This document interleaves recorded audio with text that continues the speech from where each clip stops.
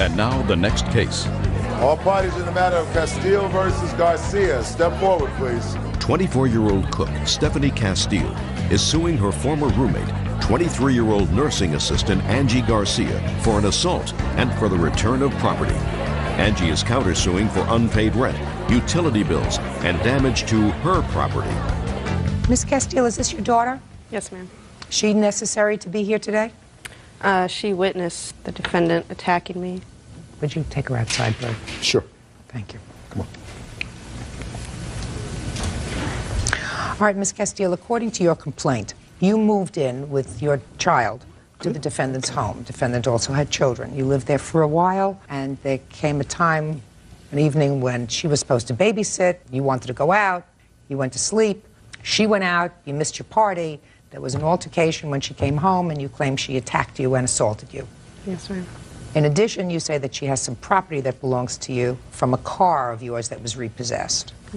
Ms. Garcia says that you were the aggressor in this altercation that took place over the babysitting, that she doesn't have any of your property, and she is counterclaiming for back rent, for damage that you allegedly did to her property, and for things that you took from her home when you left. Yes.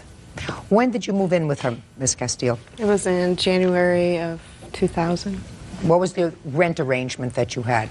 The rent arrangement was to split the house payment, and we each had to pay $330. And split other household expenses? Utilities, yes. Now tell me about this assault. When did it take place? On May 30th of 2001. What was the babysitting arrangement? I was going out that night. She wasn't going to babysit for me, but I had plans to go to a live boxing match. And she was not going to babysit for you? No, I had another babysitter arranged. I went to lay down and take a nap. When I woke up, she was gone, and her kids were there. What time did she come home? 2:30, 3 o'clock in the morning. And what happened when she came home? I asked her why she left her children there while I was sleeping. She was really drunk and really defensive and saying, if I didn't like it, oh well, too bad. Next thing I knew, she was on top of me, choking me. She had her knees up over my arms. And she grabbed my hair, was punching me in the face. I have some pictures. I'd like to see the pictures, please. When I tried to push her off me, she bit my thumb, which the thumb picture didn't turn out. And she also bit my back. Okay, what happened next? She couldn't find the phone, so she ran to the neighbor's house to call 911 or have them call it. Finally, the police came, and I got the police report. I see it, please. But at the time, the police didn't take a police report. They didn't even take our names. So the next morning, I went to the police station, and that's when I got that police report. And I also had to make a report against the police for, I guess, not taking a report because they didn't even take our names. So because I had to move out, I had to use my car payment money to move out. And the bank came to get the car, and a letter was sent to our address that was stating where my belongings that were inside the car were going to be mailed.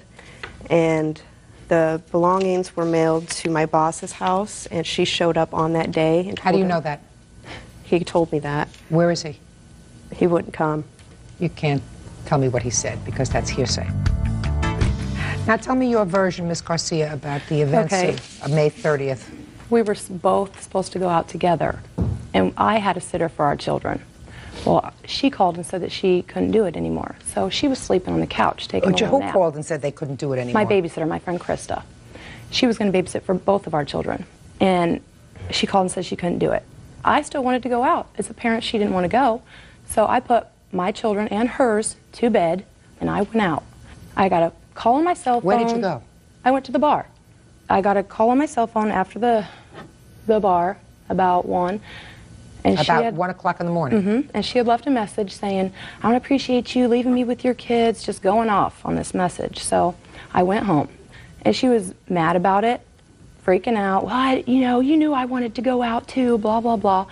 So I'm like, well, I'm sorry, next time you can go out. Well, she went upstairs. She was still rambling upstairs. Well, you need to pay me for babysitting your kids and blah, blah, blah. It's like, whatever. Just a minute, so she went upstairs? She went upstairs, yes. And where did you go? And I was downstairs, and she was yelling at me, you need to pay me for babysitting your kids. And I went upstairs, and I said, what are you... So then you went upstairs? I went upstairs, yes. And I said, what are you talking about? I babysit your kid all the time, you know?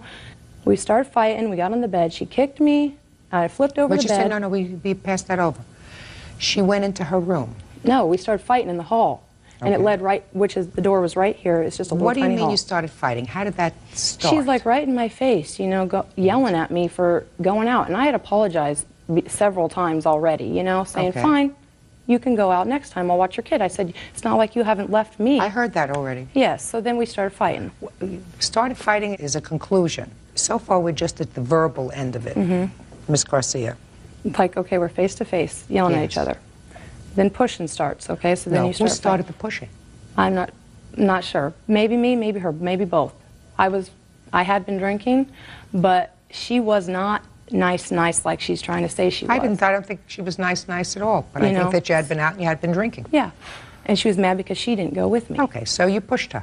So we started fighting, yes. No, you pushed her. No, we were face to face, and I'm not saying I pushed her first because I don't know who pushed who first. She says that you struck her first. No, I didn't. No. How do you know that if you don't remember? Well, What happened next? and then after the fight, the police were called. They said, well, you'll both go to jail. Okay, so we didn't want to press charges. So we both stayed in the house together that night. So I woke up the next morning, and she had majority of her things on the porch. Well, I noticed she was taking my things also. I said, no, get out. You're not going to be taking my things too. So I locked her out.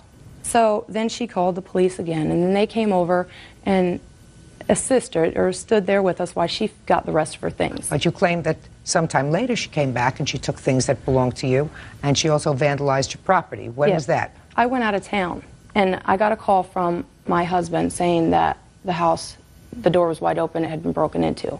The neighbors, I talked to my neighbors, they You said can't tell me what Okay. anybody said to you, Well, Ms. I have the Garcia. police report right here. I'll take a from look at the police report. The witness I'll said take he's a look seen at the, her. I'll take a look at the police report. So you advised the police that an unknown person had broken into your house. Yes, I did. Okay.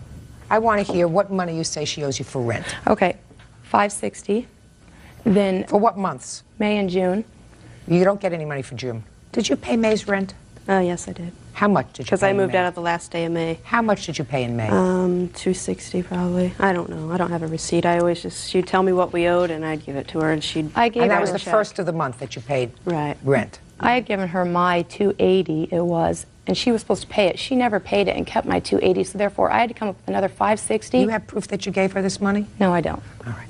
Listen, then the only thing I'm entertaining here, That's fine. quite frankly, Okay, is, then I is have this assault. I have my insurance paper, which I Insurance think for is what? When she robbed me, when she broke into my house. But you have no proof that you did it. Okay, Listen that's to me. fine. You have a police report where they say they spoke to a neighbor Yes, that seen her entering the house. that said that they weekend that I saw was her gone. and a friend enter the house. That is not sufficient proof Okay. of a burglary and a theft and a vandalism. Do you understand? Yes. Period. End of discussion. And I'm certain that they didn't arrest her for this. Is that right? No, they didn't. Because they didn't have proof.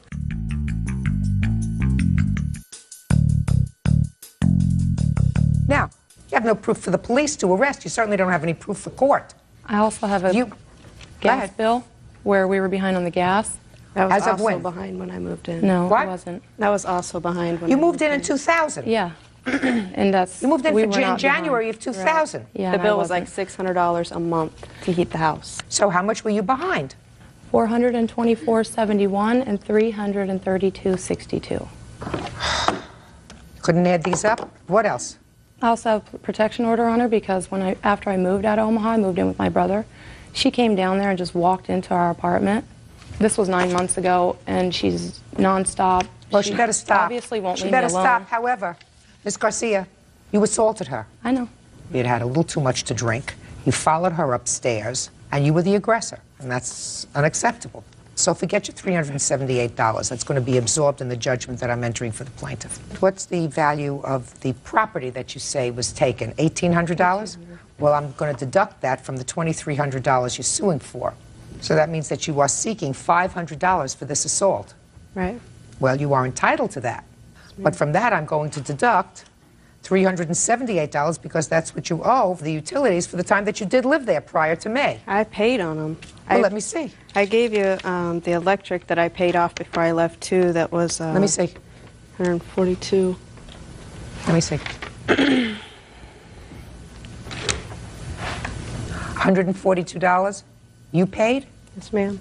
The deposit was $200 and something. They paid the bill and then they sent me what was left over. All right. I'm giving you $500 for the assault. That's what you were suing for. From that, I am adding and subtracting these utilities and some money for the utilities that you paid. That leaves you a balance of $264 on your claim of $500, and that's what I'm awarding you. Judgment for the plaintiff in the amount of $264. Counterclaim is dismissed. You have no proof. Parties are excused. You may step out. Yes, it's case number 455, sorry. In the matter of Jenkins versus Moon. Parties have been sworn in, Judge. You may be seated. Mr. Jenkins, the defendant is your former girlfriend. Former acquaintance. Did you date? No, not really. I mean, we just basically just seen each other, spent some time together. And it is your claim that she not only assaulted you in your home, but also purposely vandalized your car. Yes, Your Honor. When did this happen, sir?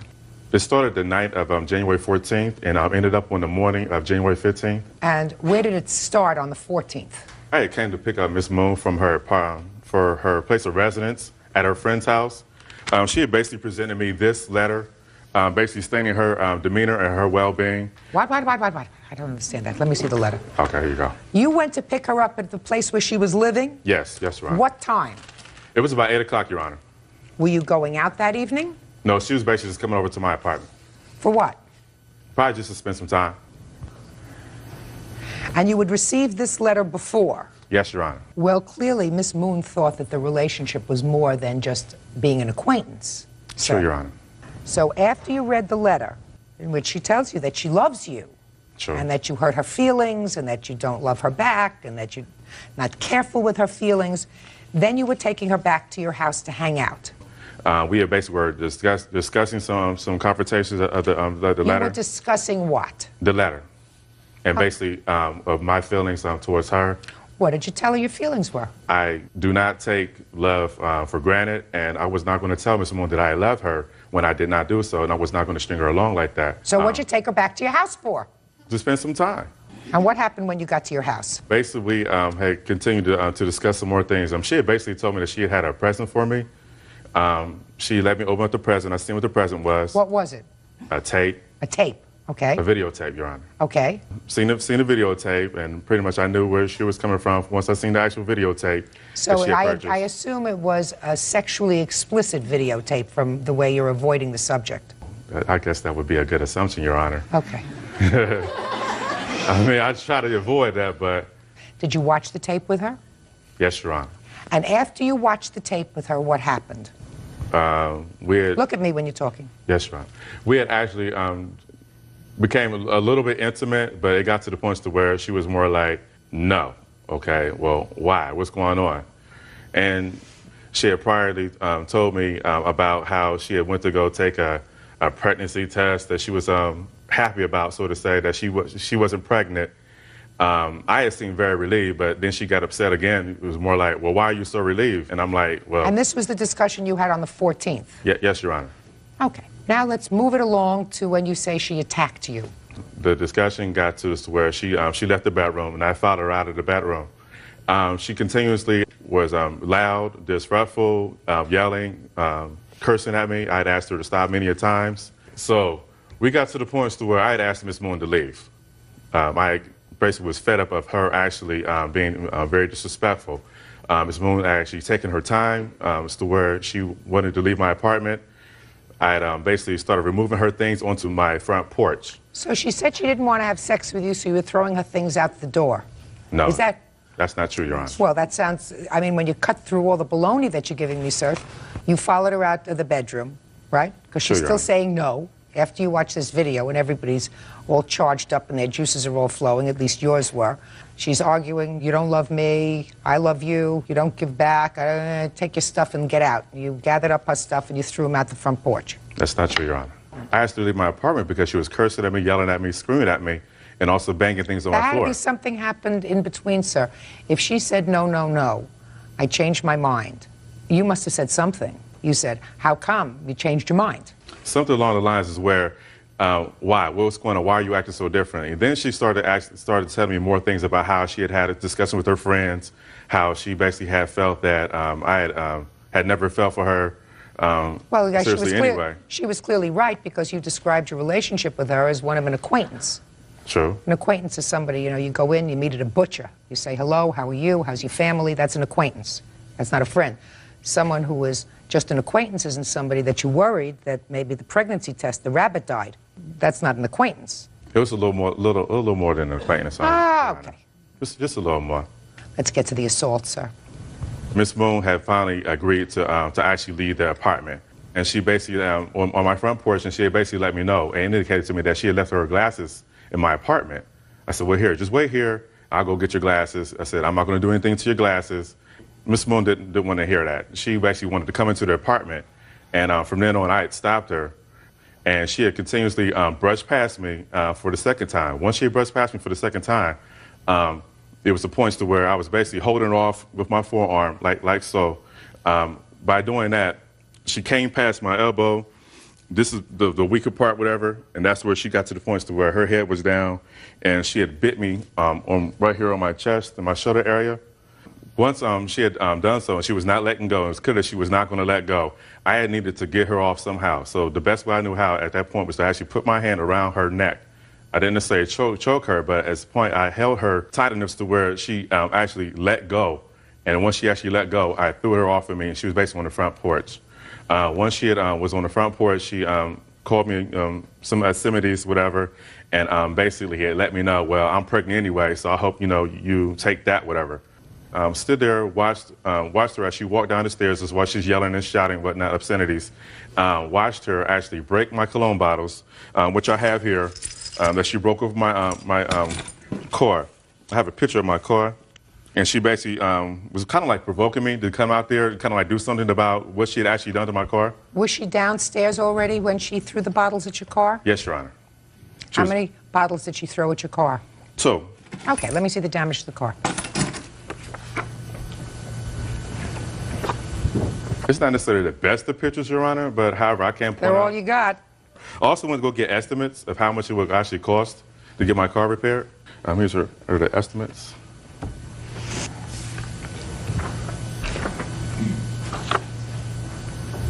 And these are the bite marks that night.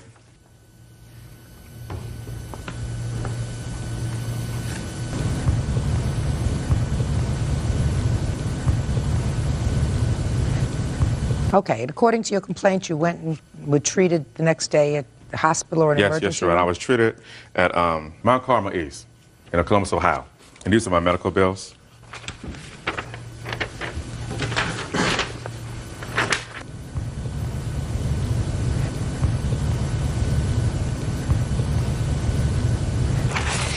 All right, Miss Moon, let's hear it. Okay, he was supposed to come get me at 8 o'clock. The reason I wrote that letter is because he told me I will be there at 8 o'clock, and he didn't show up till midnight. So I wrote the letter because I was sick of it, you know what I mean? And we sat and we had a discussion at my place until we didn't leave until 1 o'clock. We got to his apartment. We started to watch the movie, but his VCR doesn't have any tracking, and we couldn't watch the movie. And I had to go to work the next day at 10 o'clock. He was supposed to take me, and I told him, I'm ready to go to bed. I just want to go to sleep. And he started asking me why, and I said, because I don't feel like it. So automatically that means I'm sleeping with somebody else. I became all these and everything else. That's a lie, Your Honor. I wasn't Listen, having you know, it. did you see how quiet she was? She was, I mean, if I can't sit there. Shh. Did you see how quiet she was when you were testifying? Yes, Your Honor. That's how quiet I want you to be. But I wasn't lying to her, though. Just a second. What word that I said didn't you understand? I understand clearly now, Your Honor. Real cases, real people. Judge Judy. Brian Jenkins says after an argument with former friend Tia Moon, she assaulted him and vandalized his car. Tia says Brian tried to strangle her, so she bit him. And so I asked him to take me home, and he refused. I asked him about 3 or 4 times, just take me home, please, just take me home. He wouldn't take me home. And I started to get my stuff. He started taking it and throwing it. And I did forget my glasses, and I went back to get it, and he grabbed me around here, and I bit him, and he started strangling me. He was grabbing my neck. That's also a lie, Your Honor. What word didn't you understand when I said, when she's testifying, unless I'm looking at you and asking you a question, don't speak? Yes, Your Honor. And so he was having me around my neck. He wasn't really... Why did he put his hands on your neck? I guess he didn't want me to go back into the apartment. He didn't... Well, did he tell you not to go back into the apartment? He said, hold on, and I was like, I'll get him. And he just grabbed me. And I was like, all right, you know, and then. So he grabbed you? Yeah. And you bit him? Yeah. Hard? Yeah. Okay. Go ahead. And I threw his cologne. When he was throwing my stuff out, I was like, all right, so I threw his stuff out. You know what I mean? I didn't care. Now, he threw your stuff out after you had bitten him? No, before. And so I didn't throw the cologne at his car. I just threw it, and it landed in the grass. And after he started strangling me, he threw me onto the porch, and I gathered my stuff up, and I was leaving. And he started saying something to me, and I had the cologne, another bottle, and I just tossed it, and it hit his car. And I kept on walking, and I was halfway down the street to go to the payphone to call my friend to come pick me up, and he gets in his car, and he drives, and he tries to get me to come in the car. But the whole time he was strangling me, he was telling me, you know, I could kill you right now. What do I look like getting in the car with somebody that just said they were going to try and kill me? So I told him, no, just leave me alone. I'll walk. I'll find another ride. And he continued to just follow me. He came behind me, and he grabbed my book bag with my work clothes in it, and he grabbed my jacket. Stop playing with that paper. I'm sorry. And he grabbed my glasses off my face, and I kept walking, and he did this for like an hour. All I wanted was for him to let me alone so I can call my friend and go home. He wouldn't leave me alone. He picked me up and he threw me in his car, and I got out and I kept running because I was scared. I was crying. I thought he was going to kill me. He told me he was going to kill me. He didn't tell you he was going to kill you when Yes. he was... No, listen to me! He didn't say to you as he was following you to try to put you in the car to drive you home that he was going to kill you. No, but when he was strangling me. Right. You know, don't embellish this story. Do we understand each other? To make a long story short, you finally got in the car, he drove you home, and he dropped you off. Yeah. All right. There was at least some modicum of concern about your safety at that hour in the morning, walking around by yourself, because that's why he got in the car to take you home, even after you bit him and even after you damaged his car, right? Yeah, I suppose. Okay. Mr. Jenkins. Yes, Ron. You're a cad, but not a total louse. Here you have a situation where you have a young lady who is clearly more infatuated with you than you are with her. That's what you said, because you described her to me as an acquaintance. And clearly, she poured her heart out to you in this letter that you read before you took her back to your house. So someone who was a decent person would say to themselves, look, I really don't care about this lady the same way she cares about me. And I don't want to lead her on anymore, because clearly she's lonely, she's vulnerable, so I don't want to lead her on anymore, and I'm just going to end it. But you decided, well, as long as we both have nothing to do, we'll go back to my house. So you went back to your house, and with this acquaintance, you were going to have a sexual encounter, one that you had had before, something that a decent person doesn't do to somebody who's vulnerable. Better off just cutting it off and saying, look, it's not going to work out. I don't feel the same way that you do. So you're a cad, but you're not a total louse, because you didn't want her to walk home alone. It's in the middle of the night, so you, even after the attack on you and your car, I don't know what you found more devastating, the attack on you or your car. Usually guys find the attacks on their cars more devastating than the attacks on themselves. You did, in fact, get into your car and say, let me take you home. You got it? I do understand, Your Honor. You bit him. That's a no-no. I don't believe that you bit him in order to have him release his stronghold on you. I think that you got very angry that night, and I think you probably had reason, but you weren't acting like a smart lady. If you sense from somebody that they're really not interested in you, what you're supposed to do is cut your losses and move on. Cut your losses, move on, find somebody else that wants to be as good to you as you want to be to them. Do you understand? Yes. Fine. Can I also have something else, Your Honor? I would love to hear something else. Make sure I'm going to like it. Okay. Because so far you're winning. I basically did want to say that I do have a permanent mark here because of the actual bite wound. Maybe it'll teach you to be more careful with somebody's feelings. Mr. Jenkins. You got it? Yes, Your Honor. Good. Car is $763 to fix. Your emergency room was $446. So your total bills were $1,209. However, I do believe that you have to be compensated for the pain and suffering. A bite mark is dangerous. And I am awarding you $2,000 on your judgment, which is some $800 more than the actual damages that you sustained. Have you both moved on with your lives, I assume? Yes, Your Honor. Perfect. Goodbye. Parties are excused. You may step out. I was actually pretty upfront and honest. That's the type of person that I am. I'm only 19. I got other things to do with my life. You see a female get more like out of line, whatever, just go ahead and handle the situation. I'm just happy that it's over. Yes, this is case number 477 on the calendar in the matter of Hubbard versus Hubbard. Parties have been sworn in, Judge. You may be seated. Ladies, have seats, please. You're Michael. Yes. Michael, the defendant is your father, and according to your complaint, when you were 16 or 17, you had a job. Yes. Or 2 jobs. 2, yes. And you and your dad opened a bank account and deposited your money in the account. The money was all your money. You needed his signature on the account because you were a minor. Yes. And then there was some sort of a dispute involving your father and your mother, and they're divorced? Separated. And your father withdrew all the money from your account. All of it but $2.51. And how much money did you have in the account? Before he withdrew it, I had $1,527.51. Why did you withdraw your son's money? $775 I drew out for room and board when he stayed with me for 2 months. All right, so let's start with the $775 that you withdrew for room and board. Yes.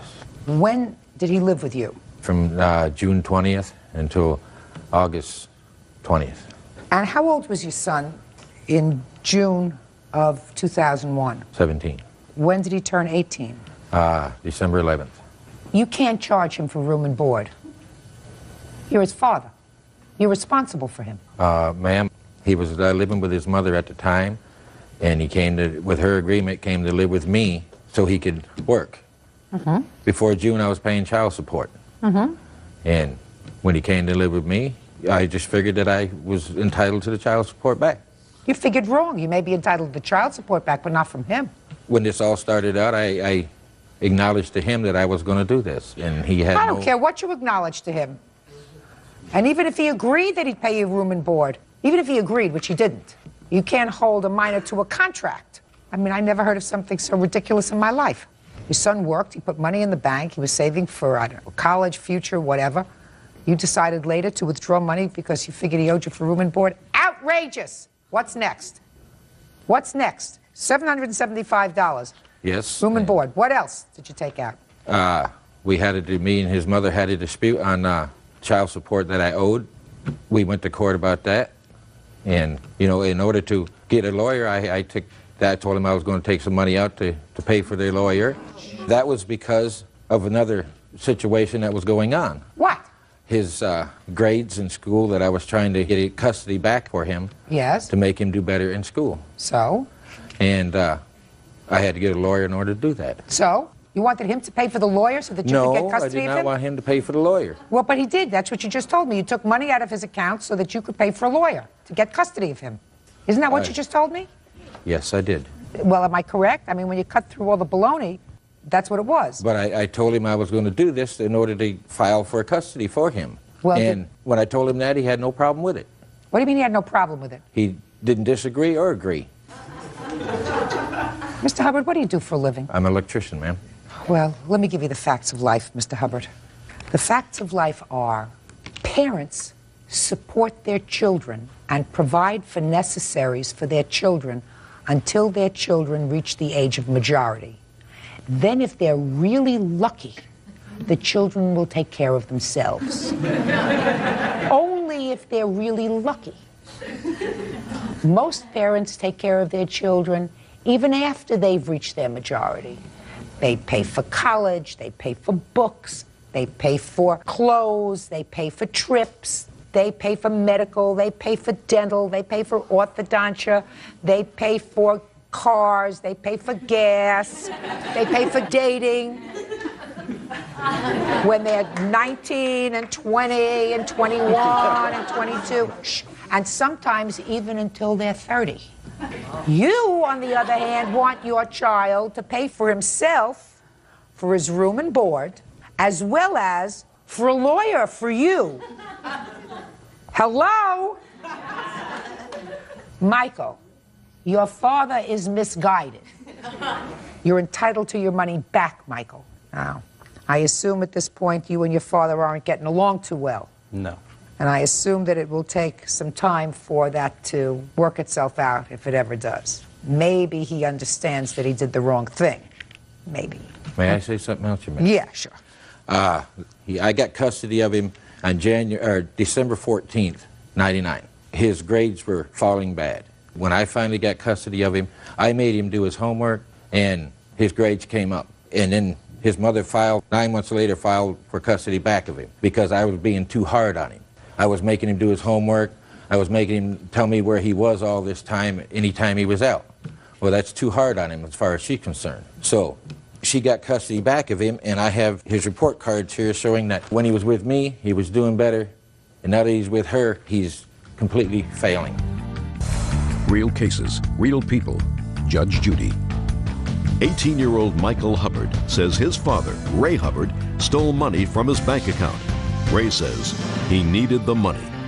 Your job as a parent is to do what is best for your child, to look into... That's what I was trying to do. I had his interest in heart all the time. Fine. Let us say I absolutely agree that you felt as if he needed a stronger hand in order to do his work so that he could do well in school, so that he could move on.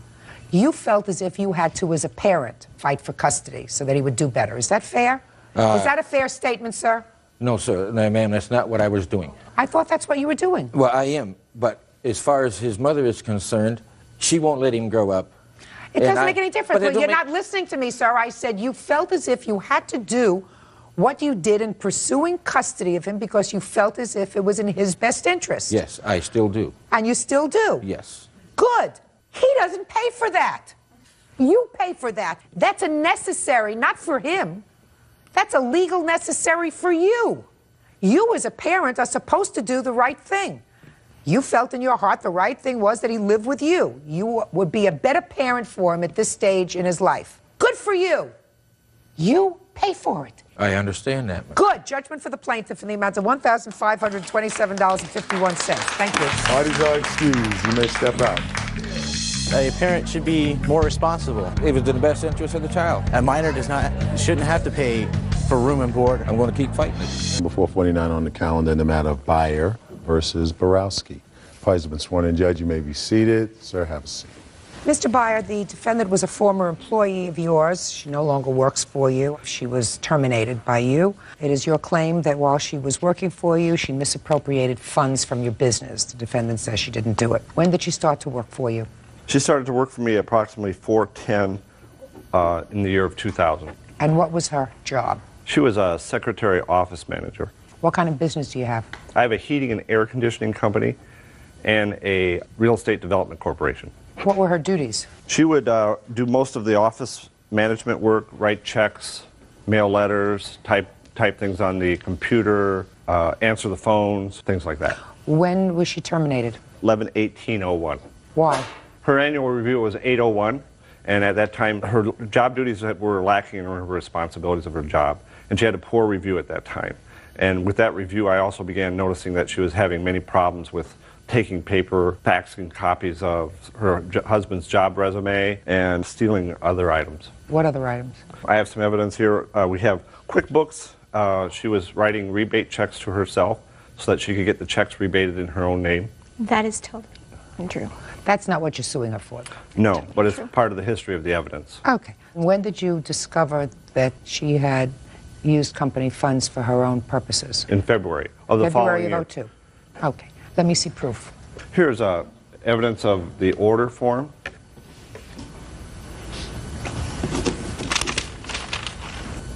What are these things? Chanel throws, baskets, Pooh honey pot lamp, Pooh prints. Things that we wouldn't use in the heating company business, ma'am. Are all of these things bills that are attributed to her? If you'll notice, the person who placed the order is on the invoice. Yes. And they were all ordered by her. Okay, and you're saying that the items that were ordered Yes, ma'am. were not items that you use in your business? We do not use Chanel pillowcases in heating and air conditioning. Okay. And Pooh bear cups, we don't use those either. I'd like her to take a look at these, please. Have you ever seen these? Absolutely. I'm not denying that I didn't order them, but they certainly didn't go home with me.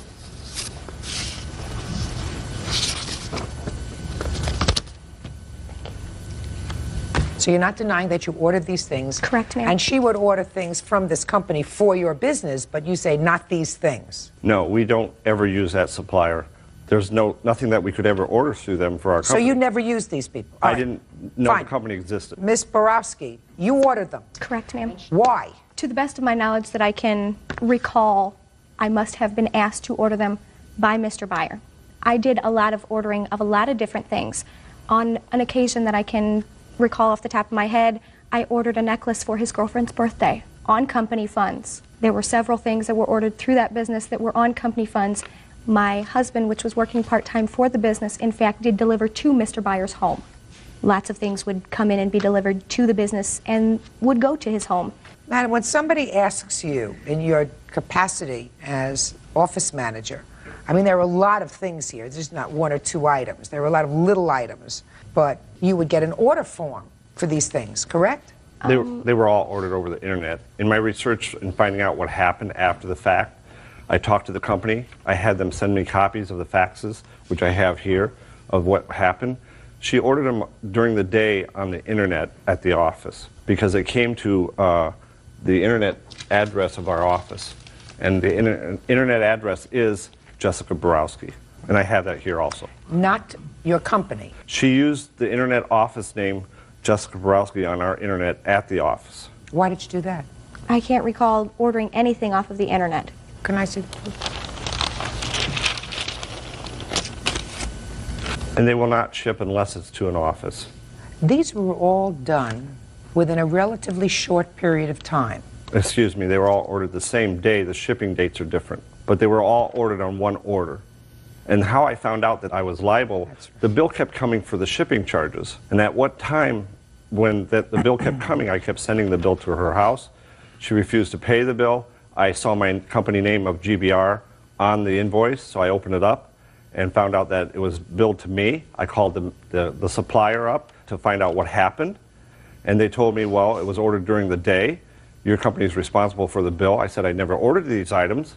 And they said, well, yes, you do, because it came to your company. Okay, I want you very carefully, Ms. Borowski, to look over these items because they were, in fact, all ordered in November. They are all household items. Hands-free mini phone, an over-the-sink organizer. Clearly somebody was furnishing up a house. Mr. Byer was building a house at that time. I do have pictures of that. You don't need these things when you're building a house. These are things that you order when you already have the house built and you're accessorizing the house. So we're not talking about one item in 1 month, then another item another month. We're talking about somebody placing an order for all of these things. So you tell me, Ms. Borowski, why you think that Mr. Byer would pursue this matter since he says, and I believe him, that he didn't get any of these things. So why do you think he would accuse you of doing this? That I'm not sure why he would accuse me personally. I mean, well, I worked for him, so. But he ordered several things from several different companies all the time that were delivered to the business. Several and not 35 items, all ordered the same day, all domestic products, Ms. Borowski. I'm telling you that I mean, those are not mine. Those are not mine. Go ahead. I have the coup de grace here, ma'am. This is a check that she wrote in her own handwriting and signed my name to the bottom of the check register. When she was terminated, the check register came up missing, and I'd like to also submit that there's also several other checks that you can see the difference in the handwriting and the signature on the bottom of the check. I was authorized to sign checks. You were authorized to sign checks in whose name? In his name. If you were authorized to sign his name? He gave me permission to sign checks when things arose that he wasn't able to be at the office to sign a check for something, that I was instructed to sign his name to a check. Is that right? She did sign when we were out of the office, sometimes on an occasional basis. I will not deny that. It was with prior approval. Your Honor, I would not order a bunch of gifts for myself or my household and then sue her because I didn't get them, or just to sue her for the money. So you wrote out a check for all these items and signed his name to it? I could have wrote that check. I'm not denying that fact at all, ma'am. Let's take a look. Your Honor. For the exact amount of the order, $676. I'm not denying that I could have wrote that check. After she was terminated, Your Honor, the packages came in. If you look from the order shipping dates, the packages came in a staggered amount. She was already terminated. She was no longer there. Her husband came in, Jeff, and picked up the package as they came in. They started strolling in. You mean he actually came into the place and picked up packages that were marked for her? We called them to come and pick them up. Yes, that's true. And he picked up, and I didn't know that I had paid for them until February. I'm not denying that I ordered things from that company, but they certainly weren't anything that was on there. And I have a refund check that was sent to me that I paid for my part, and I overpaid them. Real cases, real people. Judge Judy. Jeff Byer says he fired Jessica Borowski after he found out she was ordering things off the internet and paying for them with company funds. Jessica says Jeff ordered those items for his girlfriend. Mr. Byer, is this a company that you ever deal with? I never knew they existed until I got the billing. You've gone over all of your back bills from the company to see whether you ever dealt with this particular company, and you did not. No, I never knew they existed. And the only order that came in was this order that was shipped on different dates, but all to her attention. Exactly. And after she was terminated, you called the house and said, come in, you've got some packages here. Right. And he came to pick them up. Yes, they came in staggered. So we had to call him several times. When the billing kept coming, we kept sending the bill to her, and she refused to pay. Now she's going to pay judgment for the plaintiff in the amount of $676. Thank you. Parties are excused. You may step out. I was the only employee there handling his finances. There was nobody else to hold responsible. Evidence in this case shows that she's a pathological liar. He was wanting to hold me responsible for his mistake of not depositing enough money. It's a shame that you trust people and you pay them to do a job and then they steal from you. People should be more careful who they do business with, because this guy really is a crook. Just watch over your shoulder. And now the next case. All parties in the matter of Pettit versus Ryan. Step forward. 34-year-old daycare provider Cynthia Pettit is suing former client, 23-year-old mortgage consultant Lacey Ryan, for unpaid child care fees. Lacey says Cynthia hit her 3-year-old son. Ms. Pettit, you provided daycare services for the defendant for approximately a week. A week and a half, Your Honor. And she removed her child from your care. You claim she did not pay you. The defendant says she did, in fact, pay you. She removed the child because she said that you had hit the child. What kind of facility do you run? I do an in-home daycare. I'm licensed through my county, and I have a zoning permit that allows me to take in children and do daycare. How many children do you have? I have one child, and I take care of 4 other children at the present time. And what age are the other 4 children? The youngest is 13 months, a year and a half, 2 years, and 2.5 years. And how old is your child? He just turned 3. And what date did you bring your son to the plaintiff's home? I believe it was November 19th. Okay, and what was your financial arrangement with the defendant? My contract states that I get paid on Mondays, $150 for the week. She came in on a Monday. You have a copy of the contract? Yes, ma'am. May I see it, please? She came in on a Monday, told me that she was going to start working on Tuesday. I told her, I said, you know, I understand that it's tight right now with you starting a new job. I said, if you want, I'll let you pay me the following Monday. This is not a contract. This is that she understands the terms and conditions of child care policy. I don't do a month. You have a contract that provides for termination, illness, emergency, and there is a place for her to sign here. Okay, so you brought the child in on Monday, and she said she can't pay you until the following week, and you said okay. Mm-hmm. So you took care of the child from Monday through Friday. From Tuesday and Wednesday. Thursday was Thanksgiving. I told her I was open for business on Friday, and she said she wasn't going to bring him in because it was Thanksgiving holiday. I said, I will not charge you for Thanksgiving Day. But so Tuesday and Wednesday? And Friday, we agreed because I was open for business, but she chose not to bring him. And when the next week did you take care of the child? Monday, Tuesday, Wednesday, and Thursday. Friday, she did not show.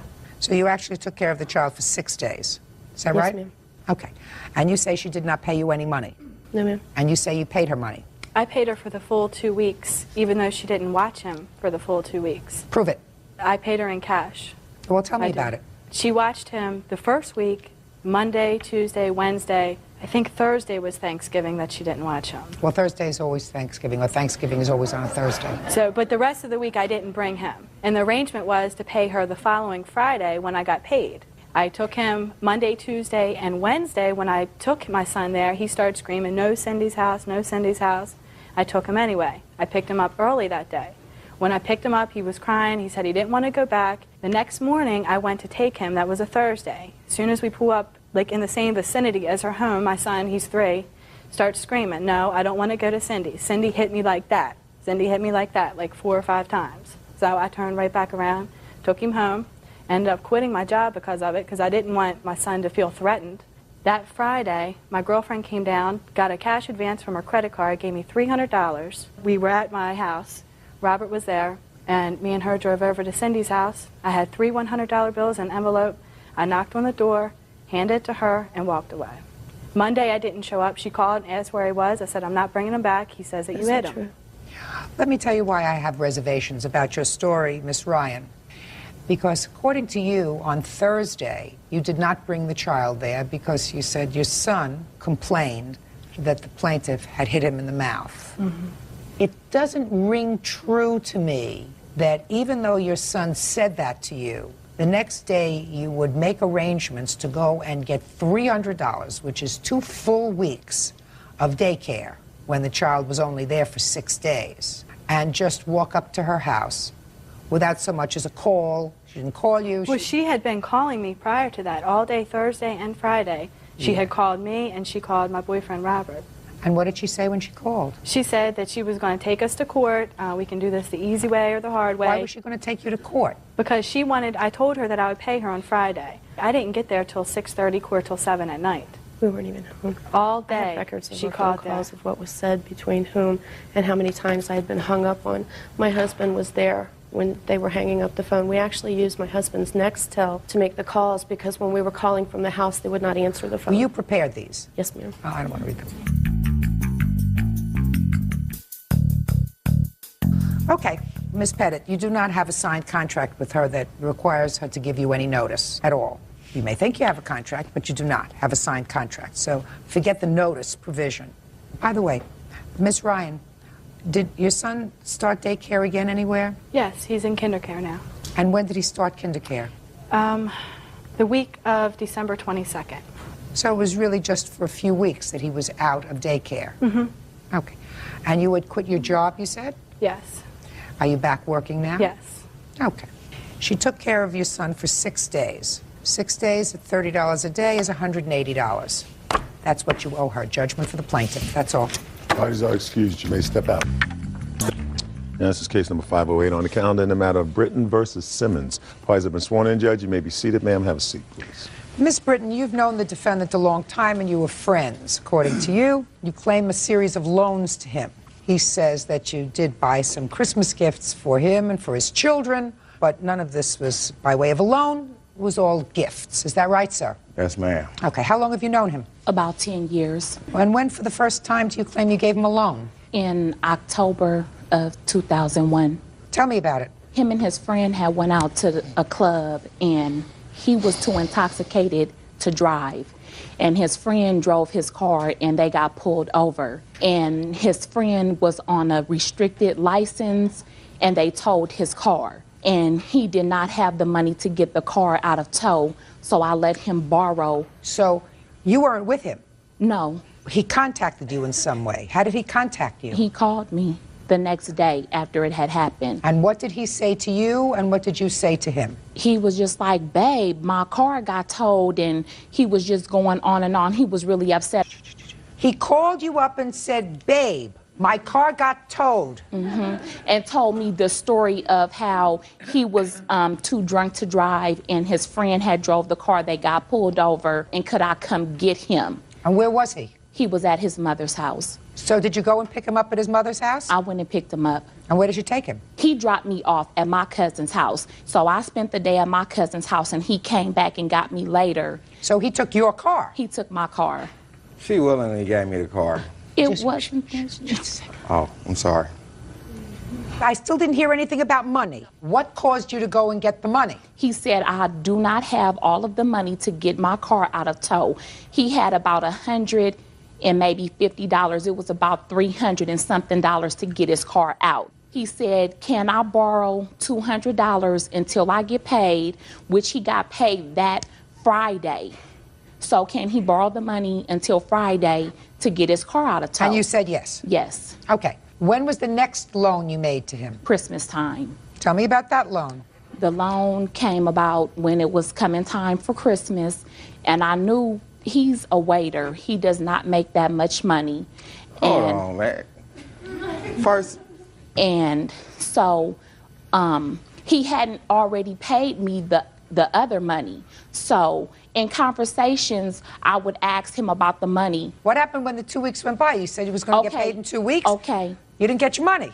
2 days after he got his car out of tow, his friend that he was with that got his car towed, his sister had got killed. And he basically watched this girl grow up. So he wasn't going to work. He was really, really depressed. He wasn't going to work because he was with his friend and his family.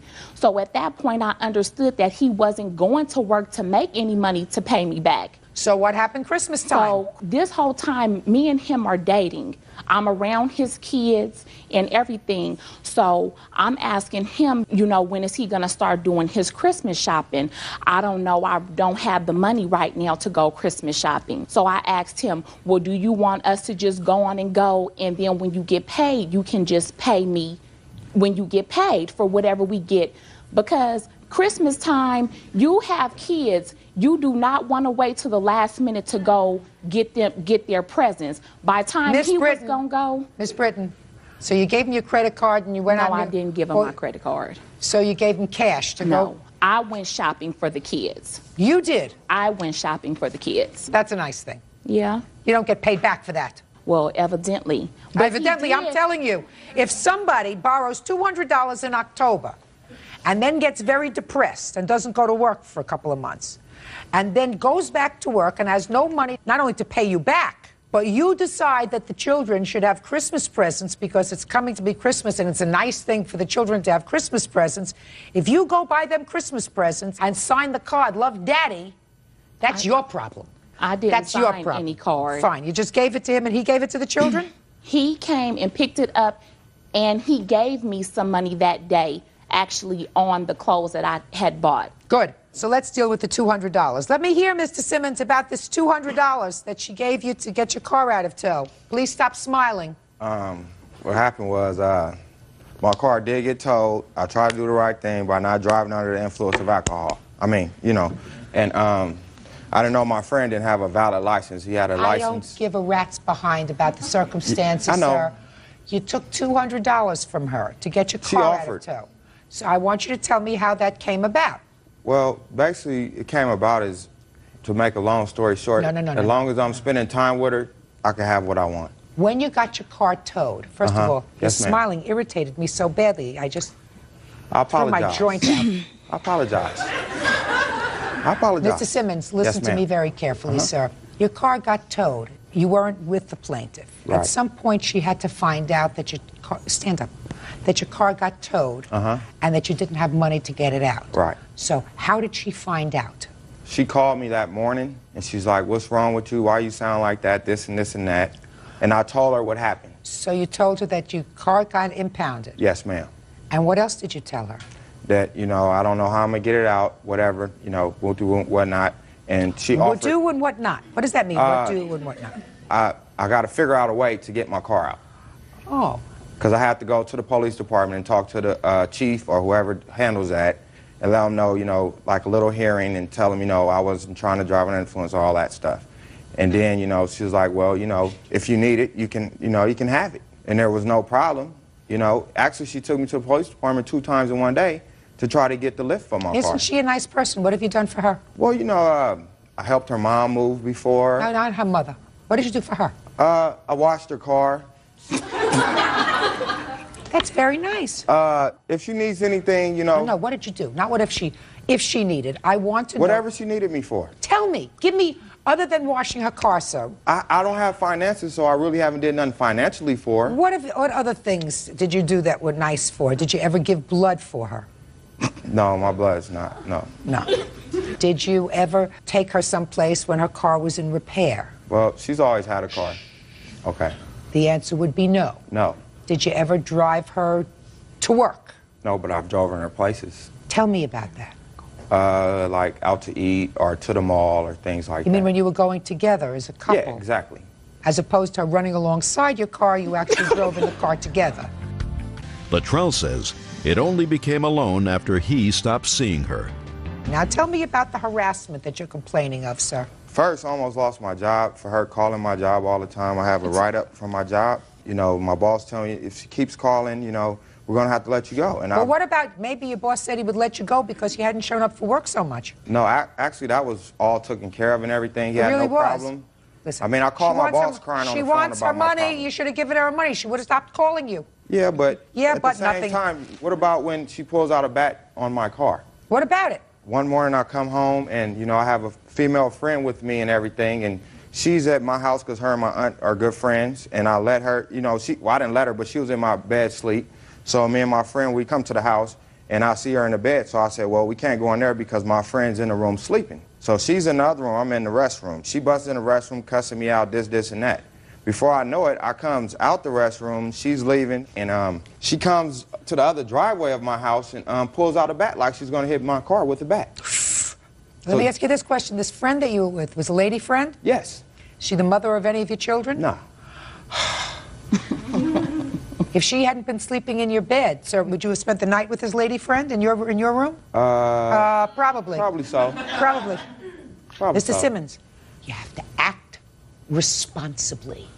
If she gave you money and what you're suggesting is she had more of a romantic interest in you than you had in her, is that what you're suggesting, sir? All right. Then what you do if you are a responsible, nice human being, you do not encourage that by accepting any gifts which says, I like you too, and therefore I'm going to let you spoil me a little bit. What you do is say, I don't want to take any money from you. We're friends. That's all we are. And I will take care of all these things by myself, even if I have to walk to work. At the same time, Your Honor, I'm not the first gentleman she sued for loans and gifts she's have gave me, and so, you know. I've never seen her before, sir. So it's the first time she sued somebody here. Oh. You just pay her $200, and then I will be happy. She may not be totally happy because she didn't get her Christmas presents back, but that's her problem. Okay. But you pay her the $200. That's what you needed to get your car out of tow, and that's what she loaned you. Judgment for the plaintiff in the amount of $200. Your counterclaim for harassment is dismissed. Thank you. Smile. Excuse, you may step out. He's a liar and a charmer. I think she wants me, you know, as a boyfriend or companion. He knows that I loaned him the money. It was no gift. But, you know, I'm a bachelor and I have to do what I have to do. He doesn't have nothing and he's not going to have nothing, so I'm not even worried about it. Probably won't ask too much from, you know, a female or anything. Just take care of myself. It's too much of a hassle. Doesn't have nothing to do with him wanting to see somebody else, but he disrespected me. I'm open to be friends, you know what I'm saying? Friendship never hurt nobody. You don't bring another woman to where I am. And now, 40-year-old courier Suzanne Hoffman. What is your first name? Eric. How old are you, Eric? 15. Unless I need Eric as a witness, I'm going to ask Eric to step outside. Can you do that for me, Eric? When I need you, I'll call you. Okay. Okay? Thank you very much. Your Honor, I think it's really important that you do speak with Eric. We are here because he couldn't let go of this stuff that it was at his dad's house. Listen to me. It's never a good idea to put a child in the middle of a controversy. I understand. Ever. I understand that. I don't care what it's about. I understand. The child has two parents. It's not his fault that the two parents aren't together anymore. So you keep a child out of court at all costs. Unless there's some issue of abuse, you don't bring a child into a system. You and the defendant have one child, I assume, together? No, we have two. How old is the other child? 11. Lives with you? Yes. There was a time that Eric lived with his father. Yes, ma'am. Is that right? Yes, Your Honor. When did Eric live with you? He lived with me last year for a school year. Okay. And that was because you were having some trouble with him, Mrs. Hoffman? Yes. You were having some difficulty? Is Eric in special classes? No, Eric's not. He wanted to live with his father since his dad left. Okay. He's made life difficult. Whatever it was, he wanted to live with him, so he went to live with his father for the year. And then for the summer, he was coming home, and at the end of the summer, you sent him back to his father. And this case involves the fact that you claim that his father refused to take him back after the summer. He not only refused to take him, he was not there at the airport when Eric arrived at the airport. He had to scurry around. You had to get a plane ticket for him to come back. What are you shaking your head no for? This is what your case is about. I'm sorry. Yes. That's what this case is about. You want to be reimbursed for the extra travel expenses because his father wasn't there, for the cost of parking your car at the parking lot. That was a secondary reason. Well, that's what this is for. And the return of Eric's personal property. The personal property was the thing that Eric couldn't let go of. Fine, so you're not seeking any travel expenses or That's anything? fine. It would be nice to have the money that I didn't spend back again. But this was because Dad didn't send his things back like he asked. The last time Eric saw Dad, he hugged him and said, "I'll see you in 3 months, son." So you're not interested in that. You just want what you say is Eric's property. I want Eric to have some closure, yes. Okay. Mr. Smoljan, I assume from reading your answer that after the summer, you, and is this your wife? Fiance. Fiance. You live together? Yes, we do. Decided that Eric was too much to handle. Yes. And you decided that he should not come back. Yes. When did you communicate that to the plaintiff? Well, 2 weeks prior to Eric going to Portland, where I wasn't there to get him because I was up hunting, I got a phone call stating that they were at an airport. They were going to send Eric. So I called the airlines and said, "Do not send Eric, that physically I can't take care of him anymore because I have seizures." And so they didn't let him on the airplane. This was 2 weeks before. Yes. May I interrupt? Not yet. Okay. I stopped the airline at that time. Fine, and then 2 weeks later he got on a plane. Right, with no knowledge at all. If I did, I would have been there. So When you let Eric leave your house to go to his mother's for the summer, I assume he left some stuff there. yes, he did in our garage. Your Honor. That's the stuff that Eric wants. Yes. Tell me what it is. Well, I brought a bag that was Eric's, and there was some clothing. We sent him a Pokemon game, and I think that was in it too. In where? In the paperwork that's stating that that's what he was suing for. Right. We sent that back because he said he lost it on the airplane. Well, we did have it at the house. We did send that to him. So basically it's the clothes, the bag, what was in the garage. Let me see what his mother says was left. The travel And then expenses. let's go through This it. is a list he made himself. Okay. And he Can't put always the rely. articulate. He's very smart Clothing. kid. So you have some clothing. Yes, Your Honor, I do. Okay. What about throw over blanket? You know what I he's don't talking have about? the blanket. Do you know what it is? Do you know what he's talking It's about? a Pokemon blanket, I think. And you don't have it? No, I don't have it on me today, Your Honor. No, that's not what I asked you, whether you have it with you today. I asked you if you have it at the house. I don't have it because it was in a garage, and when I did look, this was all that was there. He has here amount of money owed, $62. I don't know what that means. Do you know what that means? Yeah, he also got birthday money, and he said that they borrowed it for some cigarettes and other things. Did he have any birthday money that he got while he was in your care? Yes, he did, Your Honor. What we did is, to give Eric the money back, we took him to shows, we took him places, and that's the way we gave his money back to him at the time. You went together as a family? Yes, family All right. thing. You have to give him back that $62. When you take your child to a movie or to a game or to That's bowling, right. you pay for it. Okay. What about a wrapped collector promo Pokemon card? I have no idea on a Pokemon card. A Game Boy Color unit? That was the one that I think we did send back. My witness here, my fiance, if she could stand up, she knows quite a bit about this too. Well, stand up and tell me where the Game Boy is. Okay, the Game Boy was an instance in the evening. I was away in California. I got a call.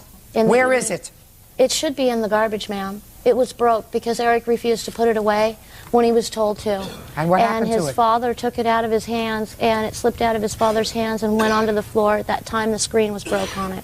Okay, so it's not that you don't have it, it's that you broke it, sir. Yes, See, sir. look how smart she is. You're terrific.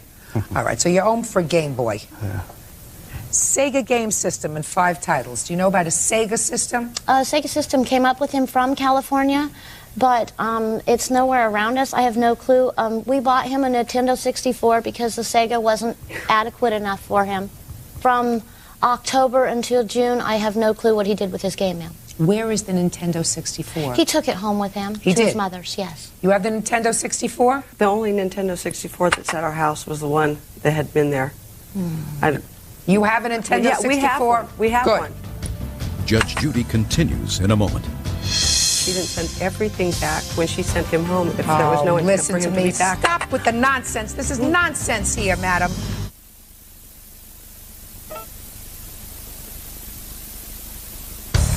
Real cases, real people. Judge Judy. Suzanne Hoffman says ex-husband Nick Smoljan owes for travel expenses because he didn't show up at the airport to pick up their son. Suzanne also says Nick refuses to return their son's belongings. Personal journal? Did you find the journal? No. We cleaned out his room thoroughly. There was just a bunch of garbage left in it. What about family photos? I have seen family photos that he had. Do you know where those are? No, ma'am, I don't. If I did, I would definitely give them to him. Of course you would. Could you take another look for them? I certainly will. Okay. What about a bicycle? We bought him a used bicycle. He never rode it because he didn't want to fix it up. It wasn't good enough for him because it didn't come from a brand new store. And he was very upset. He's a very material young man. I disagree with that completely. About what? Him being totally materialistic. All right. Well, he's always been satisfied with what he's had. Do you have a receipt for the bike? No, ma'am. We paid $25 cash at a yard sale for it. Do you still have it? Yeah, it's probably. Do you want to pay to have it shipped? Do you want to pay to have it shipped? Of course pay to not. have it shipped. Well, sorry. What about a microscope? Do you have a microscope?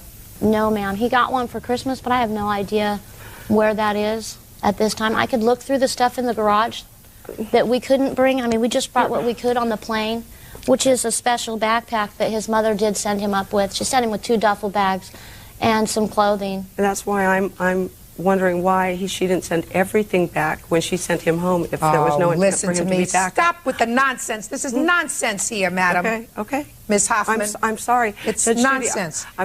She has his backpack. Certainly, I don't believe that the child has to pay for his own entertainment from his birthday money when you go as a family, so that goes back to you. And you broke his Game Boy, which he values at $80. What else? I really think you need to speak with Eric. Please. The only reason I'm here is because Eric wouldn't let go of this stuff. I didn't want to file his papers. He couldn't let go of the things, and his dad leaving him at the airport in Portland. He talked to his dad the Friday before he took the plane. I have a witness here that sat there while he made that phone call. The last time I spoke with Nick, when I was at the airport, I was paged, and they changed the flight to 2 weeks later. Miss Hoffman, you said that your son spoke to his father the Friday before he was going to leave. Right. Yes. Well, shh, just a second. Did you speak to and said to you, you know, Dad will be there at the airport, I assume? I talked to him 2 weeks prior to that.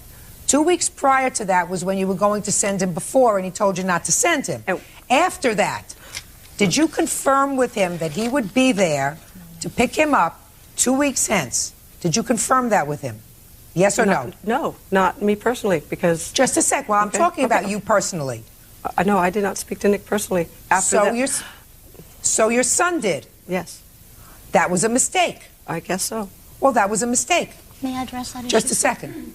If you're making arrangements for a child who is clearly a troubled child, as you just quiet and listen, been around the block a long time, and I've seen a lot of kids. I understand. You have been.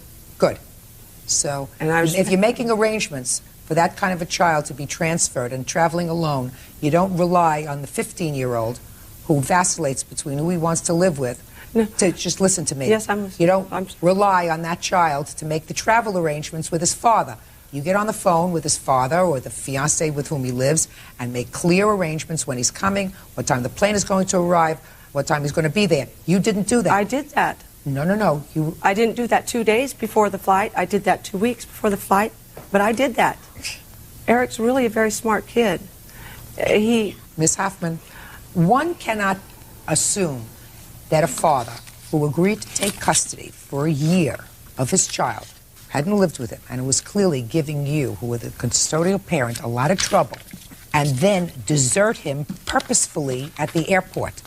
I cannot fathom what kind of human being would do that. Well, neither can I. Unless what was happening was you really wanted to send him back to his father, and his father said, no, I'm not taking him back, which is what he says. I can't do it. I have seizures, and it's causing me problems. It caused me problems with her. Could you listen to my witness? She heard Eric's side of the conversation when he spoke to his father Saturday. He didn't speak with his father. He spoke with me. Spoke with you? Yes, ma'am. And it was in August. Eric called and said that his mother was putting him on the plane and that he did not want to come. He was scheduled to fly out on August 11th of 2001. I called the airline at that moment in time, and it was either United or Delta, I don't recall. Please. And informed them that Eric was being sent with no one that was physically and medically capable of taking care of this child. At this point, she did not send Eric to us. She waited until 2 weeks afterwards. Then we were notified. We weren't even home. We were away elk hunting. We bow hunt, okay? We were away. I got a page on my pager. I went down. It took me 20 minutes to go to the nearest local store. They informed me that someone other than Suzanne, I don't know the name of the lady, had called and said that Eric was in the at Portland Airport at that moment. From my front door, it is a 2.5-hour drive, and that is not leaving for traffic. That is no snow over the pass. That is basically point A to point B, going the speed limit with no distractions. Okay. Bird. Yes, Judge. The court is going to draft an order. The backpack will be turned over to Eric, and another $62 for his birthday money and $80 for his Game Boy. That's $142. That will be a judgment. And I'm going to ask all of you to sit down, and I'm going to see Eric in the back, please, alone. Please. Okay? Suzanne Hoffman says ex-husband Nick Smoljan didn't show up at the airport to pick up their son. She is suing for travel expenses and for the return of the boy's personal property. All right, would you step up, please?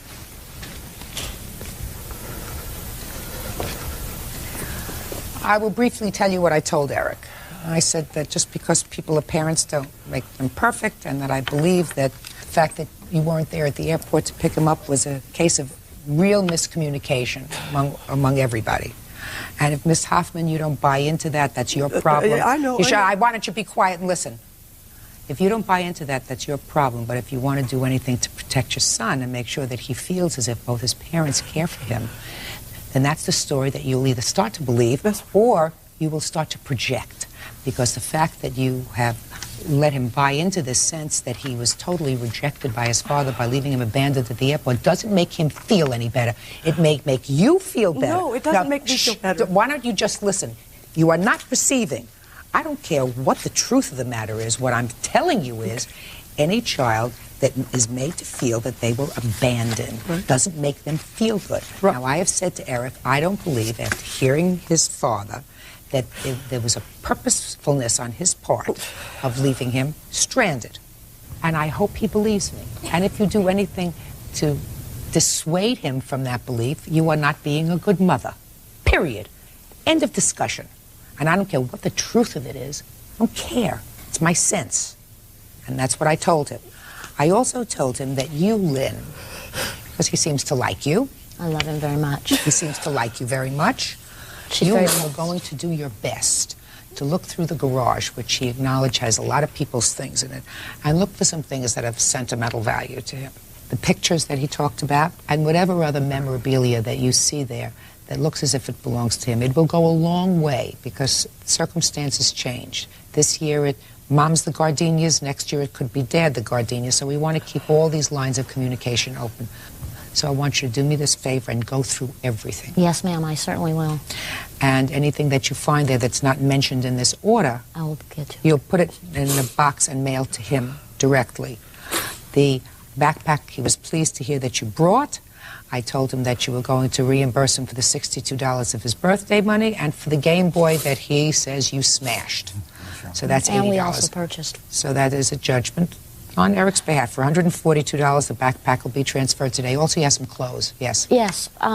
Eric is very emotionally challenged, and all of his records are still up at Tillamook Family Counseling. So I don't know if she's sought emotional counseling, but he was in the school counseling every single day. I have documentation of this. He was at 42 different counseling appointments for him, individual, plus 11 different ones in our home. And he really, my stressor and my whole point for being here today is that Eric needs help to be a wonderful, well-rounded individual. He's very, very smart. He has a lot to offer our world. But if his emotional issues are not met, I fear for both Eric and our world. May I suggest that you photocopy all the records that you have? I have them for her. Give her a copy. Do you have them today? Yes, ma'am, I do. Okay. Make sure she gets it today. What she does with them is totally up to her. She has primary physical custody of this child at this point, so she should be able to take care of. What are you crying about? Because I'm not I'm not as articulate as I should be, and I'm sorry. I have taken Eric to counseling. We have been doing all the things that we're supposed to do. Fine, then what's the problem? She's giving you the records. The problem is, she's giving this you man the comes in records. here, and I'm sorry. I don't mean to put him, to say anything against him. I don't. So then don't. So then don't. Okay. Then don't. I said to you there was a miscommunication. There was a miscommunication. I don't believe that. Well, that's your problem, Ms. Hoffman. Get over it. You told me that. Get over it. Get over it. And if you're taking Eric to counseling, that's wonderful. And she's going to give you a copy of the records that she has for the year. That's good. You should be able to give them to your counselor. So I don't know what your problem is. I'm sure the counselors already have been in touch with each other from California to Oregon because I released all so they could go back and forth with the information when he moved all up she's there. doing is giving a copy of your record. She's trying to be complete. Thank you. Goodbye. Please excuse you may step out. And now the next case. All parties in the matter of King, Lentz, Newell, Proj versus Conover. Step forward, please. College students Christina King, Erica Lentz, Anna Newell, and Kelly Kaloje are suing their former roommate, 19-year-old student Michael Conover, for breaking a lease. Michael says he never signed a lease. All right, Miss King, you and your 3 co-plaintiffs were in college. You got an apartment, the 4 of you, and you agreed, according to you, to have the defendant as your 5th roommate. Is that right? That's correct. The 4 of you signed a lease? Correct. Is that right? Yes. The defendant did not sign the lease. Is that correct? That's correct. So the 4 of you had agreed to share this apartment before the defendant came into the picture? That's correct. According to you, the defendant stayed until Thanksgiving when he unceremoniously left, leaving a mess, leaving the heat turned up, leaving beer cans all over, whatever. He left a mess. He gave you no notice. You want him to pay his share of the 5th of the rent for the entire duration of the lease, which is 1 year. Correct. And utility bills, etc. That's what your lawsuit is. Yes. The defendant says he was never on the lease and you were rude to his girlfriend. So that's why he moved out, and if he hadn't been rude, then he would have stayed. That's your defense, right? Correct. Right? Yeah. Okay. Why did not the defendant sign the lease? Well, upon contacting... Fast. Okay. We contacted him. We told him what the lease was, a year long. We told him he had to go to the office and sign the lease. But he never did. He never did. What'd you let him move in for? He told us that he would. But he didn't. Correct. And he lived there the entire month of September? Yes, paid rent, paid utilities. Entire month of September, entire month of October, and part of November, and you never saw to it that he signed the lease? He told us that he had taken care of it. Did you go down and make sure that he took care of it? Well, the complex told us within the first month, Michael needs to go down and sign the lease. Okay, he didn't sign the lease. We didn't know that. But okay. Now, ladies, after he moved out, what did you do to try to replace him as a roommate? We tried to, we couldn't replace him because his stuff is still in his bedroom. He's got throw it in the garbage. We didn't know legally if that was okay because... I'm telling you, why didn't you pick up your stuff? I didn't have, all I had was a hatchback and another car to move my stuff. I have Just a second. Are you telling me that your stuff is still in your room? I have my bed frame and mattresses, yes. Oh, sir, then you have to pay rent. What is wrong with you, sir? You move out, and you have to put the apartment in a position where they can at least try to bring down their damages by trying to rent it. You're telling me that you didn't move your stuff because you have a small car? No, Is that what you're telling me? No. Well, why didn't you move your bedroom set out of there and your furniture? I moved as much stuff as I could on the day that I moved out, but the reason I didn't get the furniture is because, like, I didn't have the vehicle to get it transported, like, to take it to my new apartment. I didn't want to come back while they were there because I didn't want there to be a confrontation. I didn't want there to be any trouble. So, like, and then I found out that they were suing me, so I definitely didn't want to go in there without anybody's permission to take the stuff. I didn't want to get any more trouble than I already When was. did you ask if you could get your stuff out? I didn't ask anybody. And I never asked. So then you never asked anybody. So what you're telling me is you didn't move your stuff out when you moved out because you didn't have a big enough car. Right. Jerk. You moved out in November. Did you pay November's share of your rent? Yes, ma'am. Did he pay November's share of his rent? He paid November, yet he still has an August rent that he did not pay. He had a bounce check that he tried to pay. Did he pay August rent? No. So he's behind 1 month? Right. So far? December. Until the time that he moved out? Correct. Okay. How much was his share of the rent? $220 plus... Is that correct, sir? Yes. $220. November you paid? Yes. You didn't pay December. Is that right? No, I did not. And your junk is still there? Yeah. Your stuff is still there? January, is that right? Yes. Now, let's get into February. Have you tried to look for another roommate? Well, the way our semester system works, we feel that it's impossible now to get a lease because of the semester has already started. People have already signed leases. We have contacted our apartment complex. They said that every now and then they'll get people who want to sublease for a semester and a summer. We've contacted them, told them if anyone gets in contact with them to let us know, but so far they've had nothing. Okay. And Your Honor, we physically can't move his stuff. His Oh, no, bedroom no, I'm going to take care of that right now. Okay. Okay? Thank you. Okay, so this is what we're going to do. I'm going to make this very, very fast. Within 3 days, sir, you are to get an appropriate van at exactly noon. Okay. 72 hours from today, you are to be at the complex to get your furniture. If you are not there, I am going to draft an order that they can take your furniture and donate it to Salvation Army. Do you understand? Yes, ma'am. Do you understand? Yeah. Donate it to Salvation Army, give it away, throw it out on the street, call garbage. Anything that's there after 12 o'clock, 72 hours from today, is trash. Or sell it. Sell it. Do you understand? Now, I am giving you ladies rent for the month of August, this share, the month of December. Do you understand? Yes. The month of January, the month of February, and the month of March. That gives you more than ample time to try to find somebody to fill in for his share of the rent. The fact that they were rude to you, sir, is meaningless to me. You had an obligation. And instead of sitting down like a human being and saying, listen, this is not working out, let's try to find a way to resolve this, you just had a party over Thanksgiving and moved out unceremoniously. That's not the way adults behave. And according to you, you moved into a new apartment, which means that you had been contemplating that for at least more than 72 hours if you found a new apartment. Are you living in the new apartment alone? No. Who are you living there with? With my best friend from back home and his girlfriend. And what about your girlfriend? She lives in the villas a couple doors down from where I used to live with them. Oh, okay, good. Judgment for the plaintiff in the amount of $1,100. And in addition, the court will draft the order. You have 72 hours to get out your junk. That's all. Parties are excused. You may step out. The defendant was your former fiancée. She also worked with you in your business, is that right? Yes, she did. And you lived together? Yes. According to your complaint, you came home one day and found that she left? Yes. She left taking certain of your property. You want back engagement jewelry that you gave to her, and you want her to pay some utility bills and return your property. Correct, I That's do. what the case is about. Defendant says she worked for you without pay for most of the 2 years that you were together. She doesn't owe you anything, and some of the jewelry she tossed in the river. Is that right? I still have the jewelry. All the jewelry? All the jewelry. Including the engagement ring? Including the one engagement ring. The other ring was a Christmas present. And what did you do with that? It's at my house. I have both of them. Where is the engagement ring? That's at my house also. Well, why didn't you bring it? That was in dispute. I didn't want to bring it on the plane, and I didn't want to lose it. I guess I didn't think That's that I fine. needed to bring that information. That's fine, here. but you know that that has to be returned to him.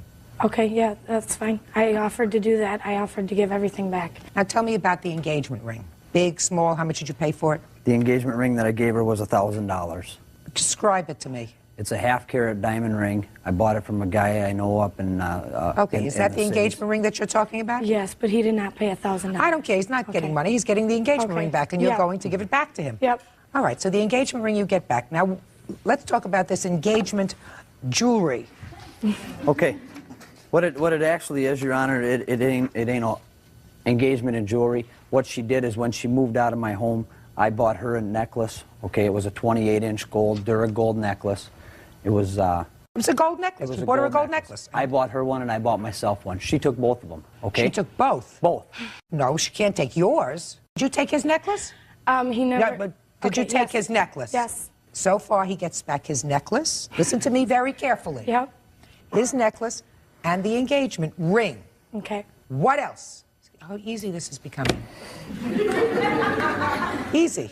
What else? She also, at the time that she moved out, took my kids' bed. Okay, so we finished with jewelry. Jewelry is disposed of. Done. All the other jewelry she has were gifts from you, so there's no engagement jewelry. You get back your necklace and the engagement ring. Clear? Yes. And she took your kid's bed? My kids' bed. It was... Kids' bed. I got 2 kids, yes, ma'am. That's kids. That's 2. Right. Kids is... Would be a lot more than 2. My kid's bed. Thank you very much. Go ahead. Took your kid's bed. Why'd you take his bed? It was our bed that we bought together. Did you sleep on it with him? Yes. So it wasn't for kids. At the time, his kids was sleeping on it.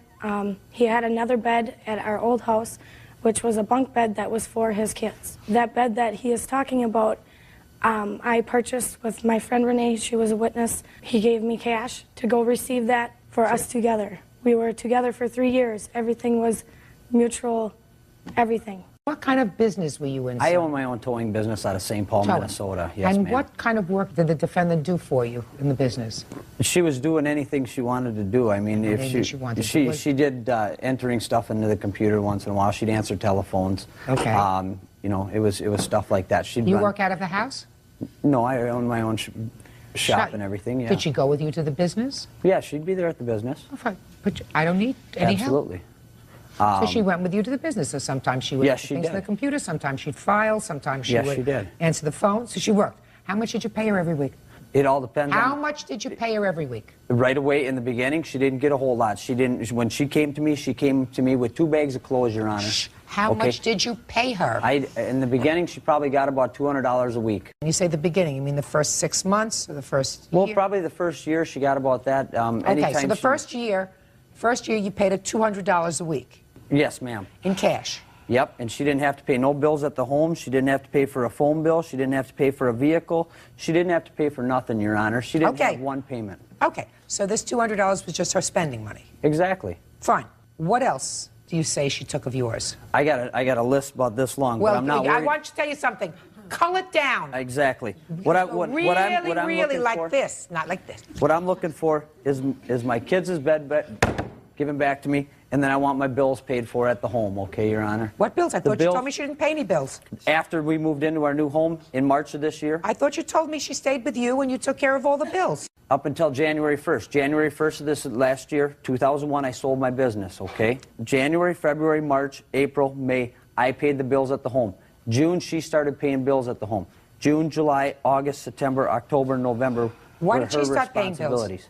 Excuse me? Why did she start paying bills? Because it was her responsibility. She had her own, she went and got a different job, you know, and the money was running out, you know, from me selling the business and stuff like that. It was her responsibility. I still paid the house payment. Just a second. What kind of an arrangement did you make with her with regard to the bills, sir? Well, she would pay the phone bill, she would pay the electric bill, she would pay the NSP and the gas bill, and, you know, just little bills around the house. I mean, they weren't like the house payment or anything else like that. Is the house in both your names or just in your name? It was in my name. Why would you want to make a house payment that's in your name? Why would she drive a car that wasn't hers? I mean, you must have given her permission. Well, exactly. Okay. Did you make an agreement with him to pay certain of the bills? Yes, I did. Did you pay those bills? No, I didn't. At the time when I moved out, he had told me specifically that I did not need to pay no bills because I was not living there. So Well, just I didn't a minute. pay them. For how long hadn't you paid the bills? Oh, it was just what I don't know. Probably. When did you move out? It was November 4th and November 5th, I do believe. So November. In August, did you pay the bills? I am not sure. When was the last time she paid the household bills, sir? Sometime right around August, September. I got all the paperwork August or right. September? Just listen to me carefully. Yes, ma'am. August or September. So she had paid whatever bills you're talking about through, say, September. So we're talking about October. We're talking September, October, and November, ma'am. Why didn't she pay in September? I don't know why she didn't pay. So what did you say to her when she didn't pay them? I didn't know she didn't pay them. When I came home from work after she had moved out, NSP had a disconnection notice on my door to shut off my electricity at my home. So you didn't know that those bills No, weren't being ma'am, paid? I did not. She told me when she moved out, I asked her specifically about the bills, and I asked her father at the time about the bills. And she told me that she had paid those bills, and she had mailed them out. Fine.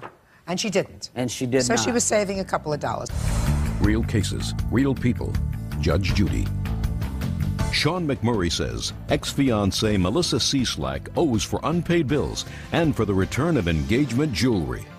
How much do you owe on the bills that she had agreed to pay? It's $1,092.64, Your Honor. All right. Are we finished with you?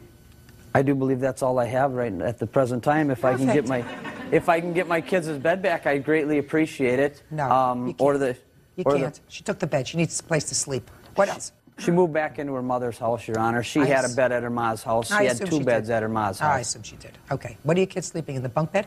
I had to go buy them a brand new bunk bed. So now they have a new bunk bed. Yeah, I had to buy Way it. to go. Okay.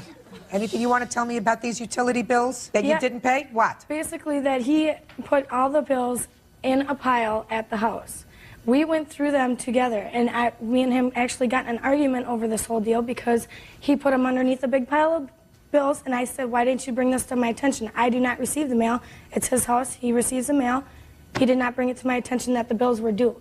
I had bought in things for the dogs, the kids, the house, as far as food and everything else. That's where my money went. But you had agreed with him to pay the utility bills. That's what he wants to say, but it I'm wasn't asking you. really an agreement. Well, It were you wasn't like paying that those because- bills for the months before September? Yep. Of course you were. Because I had another different job. All and I right, was, good. Okay, so you are going to, within 5 days, return his ring and his necklace. Okay. Not yours. Yours is a gift. And pay for the utility bills that you were supposed to pay for in the amount of $1,092. Judgment? Your Honor, can I ask one more question? Yes. In my box, along with my gold necklace, was the receipt for my gold necklaces. Along with that receipt was the certificate for the warranty. Now the thing has a lifetime warranty on it. A warranty for a necklace? It's a Duragold necklace from Kohl's department store. I don't know what Duragold is. What it is it's you buy an extra. It's like paying for a necklace. You buy the next higher grade. It's a Duragold is what it's called. And along with that necklace, if it breaks at any time, you bring it back to the department store. I never heard of Duragold.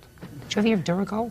No, but anything's You possible. bring it back to the department store at any time. They'll replace it for no cost. Without that receipt, the necklace If is she useless. has a copy of the receipt, She should has make... the receipt. Well, she needs one too, because I assume that you bought her a Duragold And there are two necklace receipts too. in that paperwork. Yes, ma'am. You have an extra copy of the warranty for him? But can I also mention that when he had showed me the necklace, the first one I got was for Christmas. The second one, he had told me specifically it was in case I ever lost this necklace, it was another one because it was such a good deal. Give him his necklace back. It didn't work out. Put a period. Move on. You look like two nice young people. Do your children live with you, sir? I have them part-time every other weekend. How old are they? One's 11 and one's 3. They're a full-time job, right? Yeah, they are. I just remember something my mother used to say to me. 2 children aren't twice as hard as 1. It's 10 times as hard. And 3 children are probably 300 times as hard as 2. I just want you to remember that. I will. Good. Thank you. Parties are excused. You may step out. Very defensive, very angry man he is. I'm not an angry person. We both have our problems, you know what I mean? We're not angry people, we just don't get along together. I never ever once wanted to hurt him or harm him. Biggest kick in my face I've ever had. Seat, please. Ms. Ross, according to your complaint, you and the defendant were engaged to be married. Yes, Your Honor. Did you live together? Yes, Your Honor. From when to when? I believe it was June of '99. And when did you separate? January of 2000. January of 2000 or 2001? 2001. Your Honor, we started dating at that time. We weren't actually living together in June of '99. Well, when did you start to live together is what I want to know. He moved into my place in Roseville originally in 1999. What month? It was in October. October of 99, not June. Okay. Now, at that time, you claimed that he suggested to you that you get rid of your furniture because his grandmother was going to buy some new furniture. Yes. And you did that. Grandmother purchased new furniture, but there was an agreement that you would pay the credit card bill on the furniture. It is your claim that after you separated, he came and took all the furniture out of storage and that you had, in fact, paid for half of that furniture during the time that you were living together, so you want the value of half the furniture. The defendant says that he paid for the furniture, he's still paying for the furniture. When was the furniture purchased? So on the March 15th, 2000. And what furniture was purchased in March of 2000? It was pretty much a whole recline, a living room set. Living room set, so far, is that right? Yes. A bedroom set, plus a dining room table. Table? But that was not on the credit card. That was paid in cash to his mother. Is that right? That was given to me from my mother. It was a dining room table from her previously So that was a gift, so let's forget the table. Yes. And that was all purchased in March of 2000 on a credit card. Grandma's credit card. Yes. How much do you say you put towards this furniture? $1,000 about. $1,000 about? Within the year that we got the furniture, each month that we paid a month. Were you sharing the expenses of living together? Pretty much. Not pretty much? Yes, Your Honor. You were? Yes. And how were you sharing them? What were you doing at that time? Were you working? Yes. What kind of work were you doing? At the time I was dancing. Dancing? Yes, at that time. And how much money were you earning dancing? $1,000 a week usually. So you put money into a joint checking account? No, we had our own separate accounts. But I would give him cash to pay for bills, and he would write it out as the man of the house. Is that right? No, Your Honor. Well, tell me how it worked. Basically, she kept her money, I kept my money, we split the bills, and we came together to purchase things together, and the things that were purchased together, she was allowed to take with her when she left. But we had separate checking accounts, and she never came home and gave me, you know, large amounts of money. I didn't say large amounts of money. Well, she said that what you're saying to me is that she's correct that you did, in fact, share joint bills and purchase things together. Yes. Now, one of the things that you decided to purchase together was this living room set and the bedroom set. No, Your Honor. Well, tell me why not. Because when we agreed to move in with each other, she put her furniture in the stores because I said that my mom was going to buy me furniture and that we could use my furniture. You said my furniture? Yes, my furniture. Mr. Miller, were you engaged at that time? No, we were not. When did you become engaged? Only about 3 months after we moved in together. You moved in together in October of '99. The whole timing thing is a little confusing to me because... Well, but try not to make it confusing to me, Mr. Miller, because I'm supposed to be able to resolve this case. Sure. The furniture was purchased in March of 2000. Mm-hmm. So my question is, were you engaged at the time that the furniture was purchased? No. Were you engaged at the time the furniture was purchased? He proposed to me Father's Day, which was May. Father's Day is in June. Of what year? Of year 2001. June 2001 is when he proposed to you. So he proposed to you 5 months after he left you. No, I'm sorry. I meant to say, I apologize. I meant to say that I recollect that he proposed to me. It was right around, I'm trying to remember because there was a big, it was All right, now May. listen to me. It was in This is May. what I want you to do. I'm going to sit here very quietly for a moment. I want the two of you to recognize that you're involved in a trial. At a trial, I'm asking you rather simplistic questions. I'm asking you to tell me certain dates so that I can make a determination as to whether this furniture was purchased for you as a couple, was purchased as an individual by a parent. What were the ramifications of the engagement? So I want you to take a deep breath and think. When did you meet? When did you move in together? When did he propose? When was the furniture purchased? Do you understand? Yes, Your Honor. Now just be calm. Think. You don't look like you're thinking.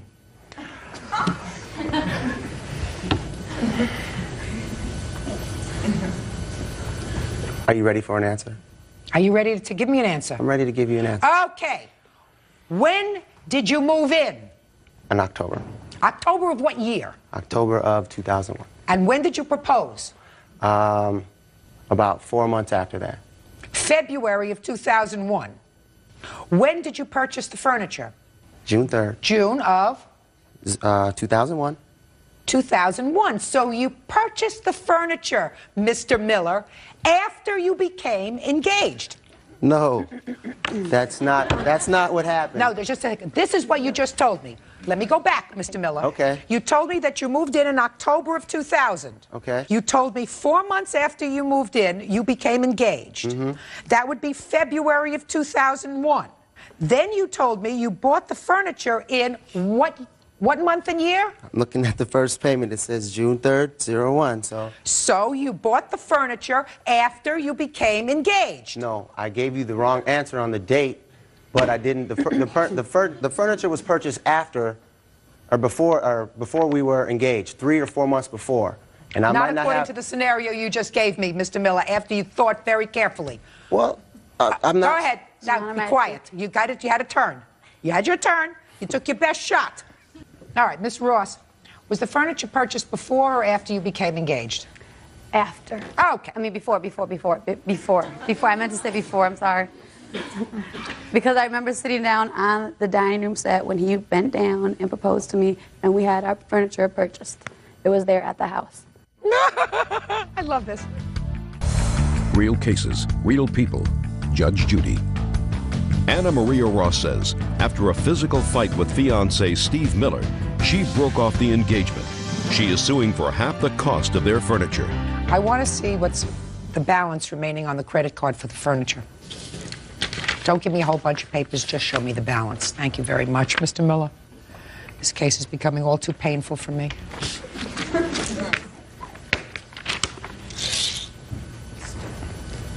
Could you read this? You have on your reading glasses. I know, but look at this here. I know. Look at that there. Can you see that? Whoa. I see the new balance here, Judge. It says $2,478.68. Is that the new balance, sir? Is that what's left on the Yes. And what was the original purchase price of the furniture, Miss Ross? About $3,000 almost. We're in a court. I want to know the exact amount. Because there were separate payments, I can't find the total amount of the entire furniture. Ma'am. Let me take a look. Mm-hmm. Because there were different... Trying to think of how many years my father paid to educate me for this. Did you folks ever learn about being prepared? You know, you come to court, you're prepared, you have all your information, you have numbers, it's all down there. I mean, I'm not asking you anything that goes outside of the lawsuit that you brought. I'm not asking you about what caused the breakup or, you know, whether you liked each other towards the end. I'm not asking you any of those soft questions. I'm saying, when did you buy the furniture? How much did it cost? How much is left on the furniture? Your Honor, may I speak? No, just give me a number. When you buy furniture, you have a bill. The bill says one chair, $200, one table, $300, one bedroom set, $900. Brown ones are like the Your Honor, if she would have purchased the furniture, she would probably have that information. Good, so you I have purchased the it. original. So you purchased it. Give it to me. Because I don't. You're not. So you purchased it. Give it to me. I don't. I did not purchase it. My grandma purchased These must it. be duplicates, yeah, like that. Well, then maybe we ought to dismiss this case and let your grandmother stand in your place. Well. Thanks, Bert. Your Honor, may I state that in the beginning of the relationship, I had my own set of furniture that I purchased on my own. He sold it to his friends, and then we got the new stuff, and he lived in we've lived in 3 separate places since we've been together. This last prior place was with this furniture. Listen to me very carefully. The furniture was purchased for about $3,000. There is almost $2,500 left on the bill. If you are not paying that bill, then you are not entitled to any furniture. Do you understand? You don't want to take out a loan, do you, and pay off this furniture? No, Of course not. And since you don't want to take out a loan, pay off his grandmother's credit card, or put that amount on a new credit card of yours so that she is no longer responsible, right? You can't have the furniture. Period. Goodbye. Thank you very much. This case was very painful. Parties are excused. You may step out. You know, I'm happy with the outcome. You know, I don't feel that she deserved the furniture. He ripped me off. When 2 people come in a relationship with their own property, I think they should leave with their own property. Never to mess with the loser ever again. Your Honor, this is case number 471 on the calendar in the matter of Hames versus Stradley. Thank you very much, Bert. You're quite welcome, Judge. Parties have been sworn in. You may be seated. Gentlemen, have seats. Ms. Hames, I've read your complaint very carefully, and it is your claim that the defendant assaulted you at a friend's house. You want to be paid for both your medical expenses as well as your lost wages and your pain and suffering. The defendant says that while she did hit you, you were the aggressor. All right. When did this happen? This happened on Thanksgiving night. Where? At my girlfriend's house. All right. And tell me what happened. When I got there, my girlfriend was standing over by the Christmas tree, and I went over there to hug her and wish her happy Thanksgiving. Lori, at the time, was sitting on the floor down there, and she yelled at me very rudely like and says, "Can you put your cigarette out? My baby's in here." And I turned my head like this, and I said, "No." Now, did you know the defendant before this incident occurred? I've known Jessie, my girlfriend, since 1979. And I met Lori probably about a year or so ago. Okay. So you turned around and said no when she asked you to put the cigarette out. That's correct. And you continued to talk to your friend. Talk to my friend. What happened next? Then I kind of like just went and turned my head like this, and all of a sudden I saw this thing coming, which I was told was this. And it came at me right here, and my glasses flew one direction, and I came towards her to keep her from hitting me again. So me and her fell to the floor. Now, because she hit me and caught me off guard, I never got to see what she hit me with. Do you have a witness here who saw what you were hit with? Yes, I have my witness. Step up, please. Tell me your name, sir. Conrad Boyd, B-O-I-D. Mr. Voigt, were you present on Thanksgiving evening? Yes, we walked into the door like simultaneously, and it all happened so fast. The young lady right here was sitting on the floor, and she got up, she mentioned about the cigarette, and Brenda said no.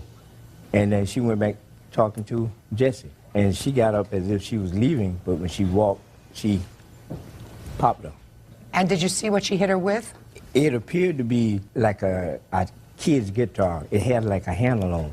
So it wasn't this item? It was something like this, but I thought I seen a longer handle. But it was clearly an object, not her Right, hand. it's an object, right. Okay. Thank you very much, Mr. Voigt. Have a seat. What happened after you were hit?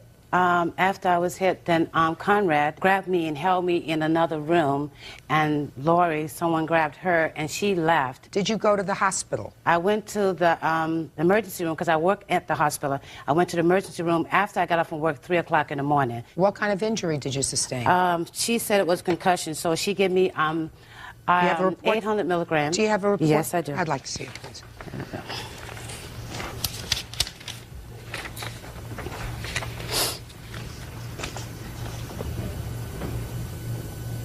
So there was bleeding in the area? Yes, yes.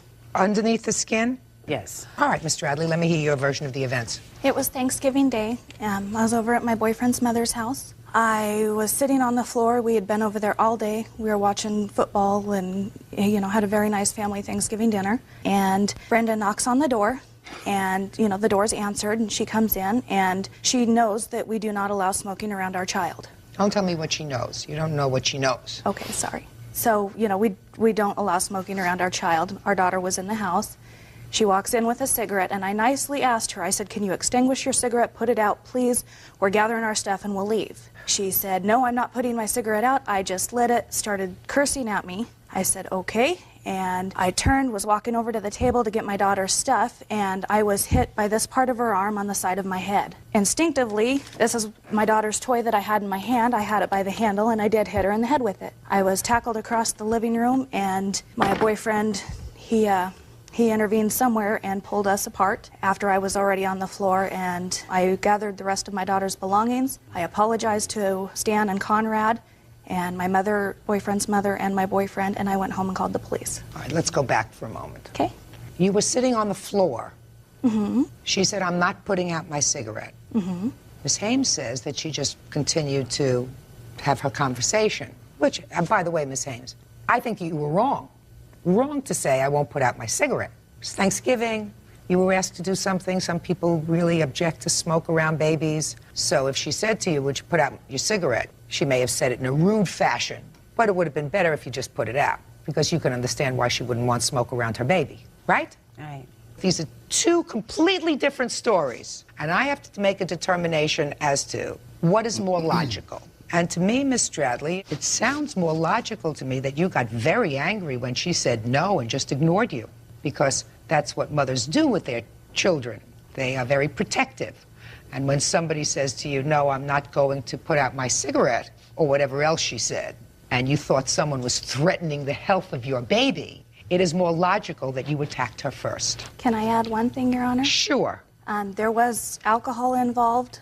Brenda and her boyfriends had been drinking when she showed up to the house. That wouldn't make a difference. Brenda and I have not gotten along ever. So you don't get along. That's even more of a reason for you to have attacked her first, because she was just blowing you off. She just said, no, I'm not putting it out, and turned around to continue her conversation. That really annoyed you.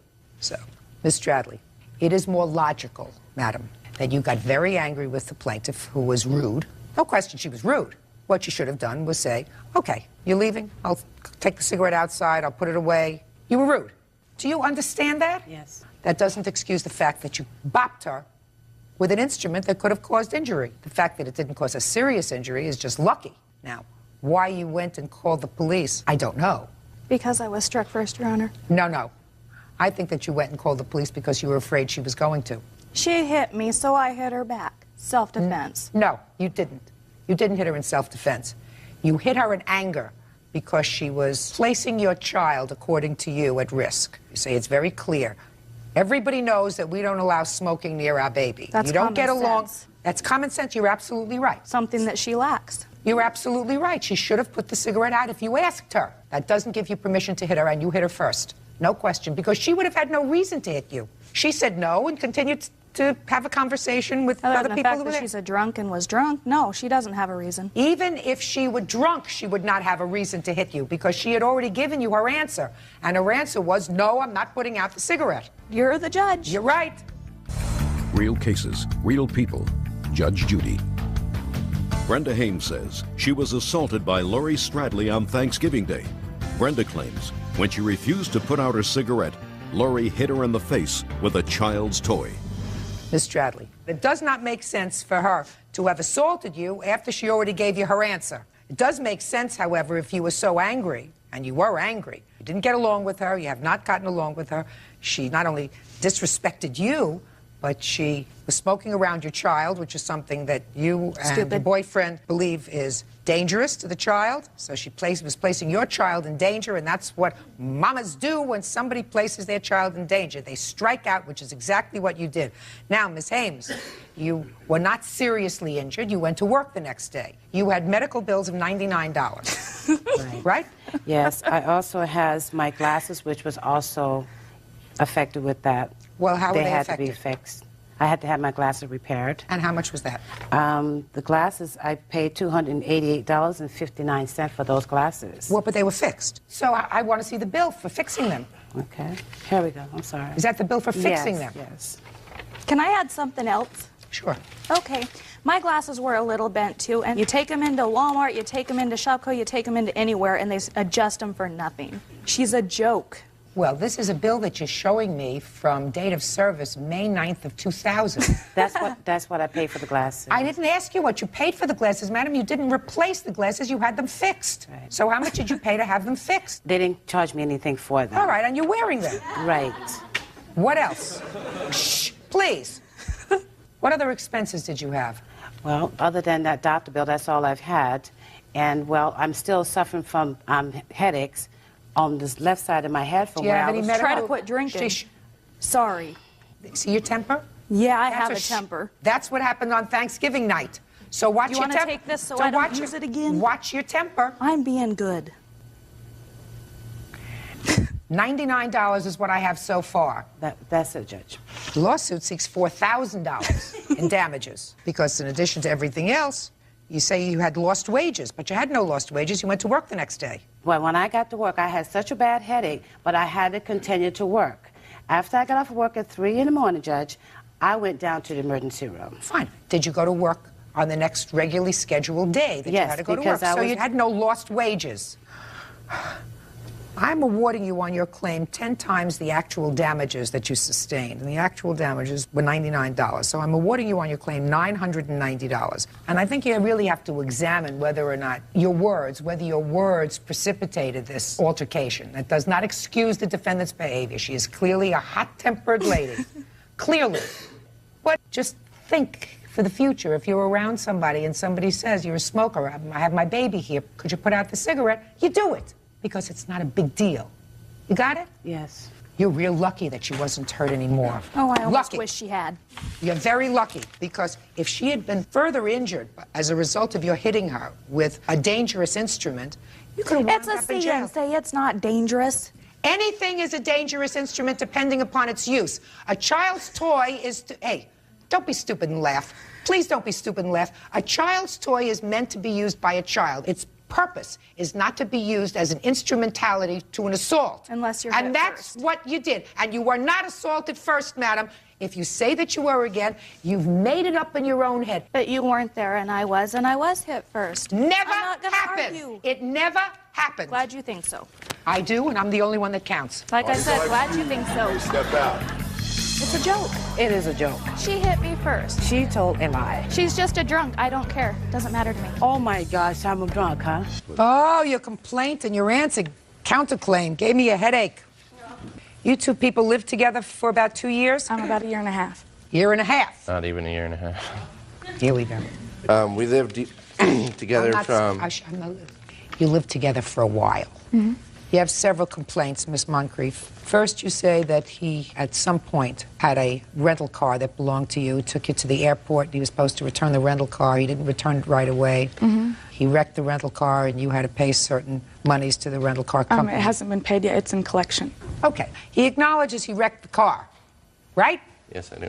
Your defense to that claim is that previously she had intentionally wrecked your car so that you had an agreement with her that you were going to call it even.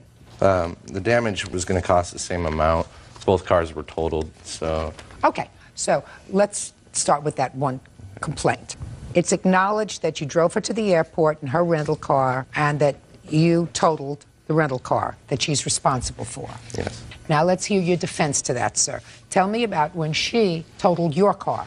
It was in September of 2000. Yes? And we were arguing. She got mad, ran outside of the house, got in her car, started to take off, followed her outside, and I did flip her off, and she stopped her car, put it in reverse, and tried to run me down, and in the process, ran into my car. That's not Okay, true. well, tell me what happened in September 2000 with his car. We were arguing over trivial things, and I decided to leave. It was escalating. When I tried to get my things, he got physical. So I gathered up as much as possible. I went out to my car. When I went to leave, he jumped off the porch, jumped on top of my car, was kicking it and punching it and screaming. So I backed out as fast as possible. I'm not denying that I hit his car. I did back into it. It wasn't intentional. Then I took off. He jumped in that same vehicle and drove after me. It turned into a high-speed chase. I went to her mother's house, Candace Thompson, in order to go to safety. So what you're telling me is that he jumped on your car, which caused you to pull out and hit his car. So you acknowledge that you hit his car. Did you ever discuss paying for the damage that was done to his car? What we decided was there was 2 different times that I bailed him out of jail for different things. It was $500 apiece. He paid me back for the first one. He did. Then the second one, he decided that we would just call it even because it was a few $100s damage. It was his light and the fender. He then sold that car to his friend who is now driving it. There's nothing wrong with it. It wasn't totaled. And so we agreed that we would call it even on the bond, the bail, that he wouldn't pay me back for that, and I wouldn't fix his car. Where is that car now, sir? That car was sold to my friend. Did you sell the car while the two of you were together? No, we weren't together. Well, you got back together again after this incident with the car. No. Well, you had to because you drove her to the airport later, sir. We were friends. We lived in you were separate friends. rooms inside of my home. We lived in separate rooms. After September of 2000, did you collect any money from her for the damage to your car? No. Did you sue her? No. Good. Forget it. Let me see the estimate, what you have to give the insurance company for the car, It please. started out $8,000, and then they covered some of it. So I have pictures Just as well. tell me what you owe on the car. It's $1,166.76. Oh, okay. And is that what that says? Show Bird. Yeah, it says 1031, but then there was interest accumulation. It went to collection. Show him. Okay. Right here. 103100.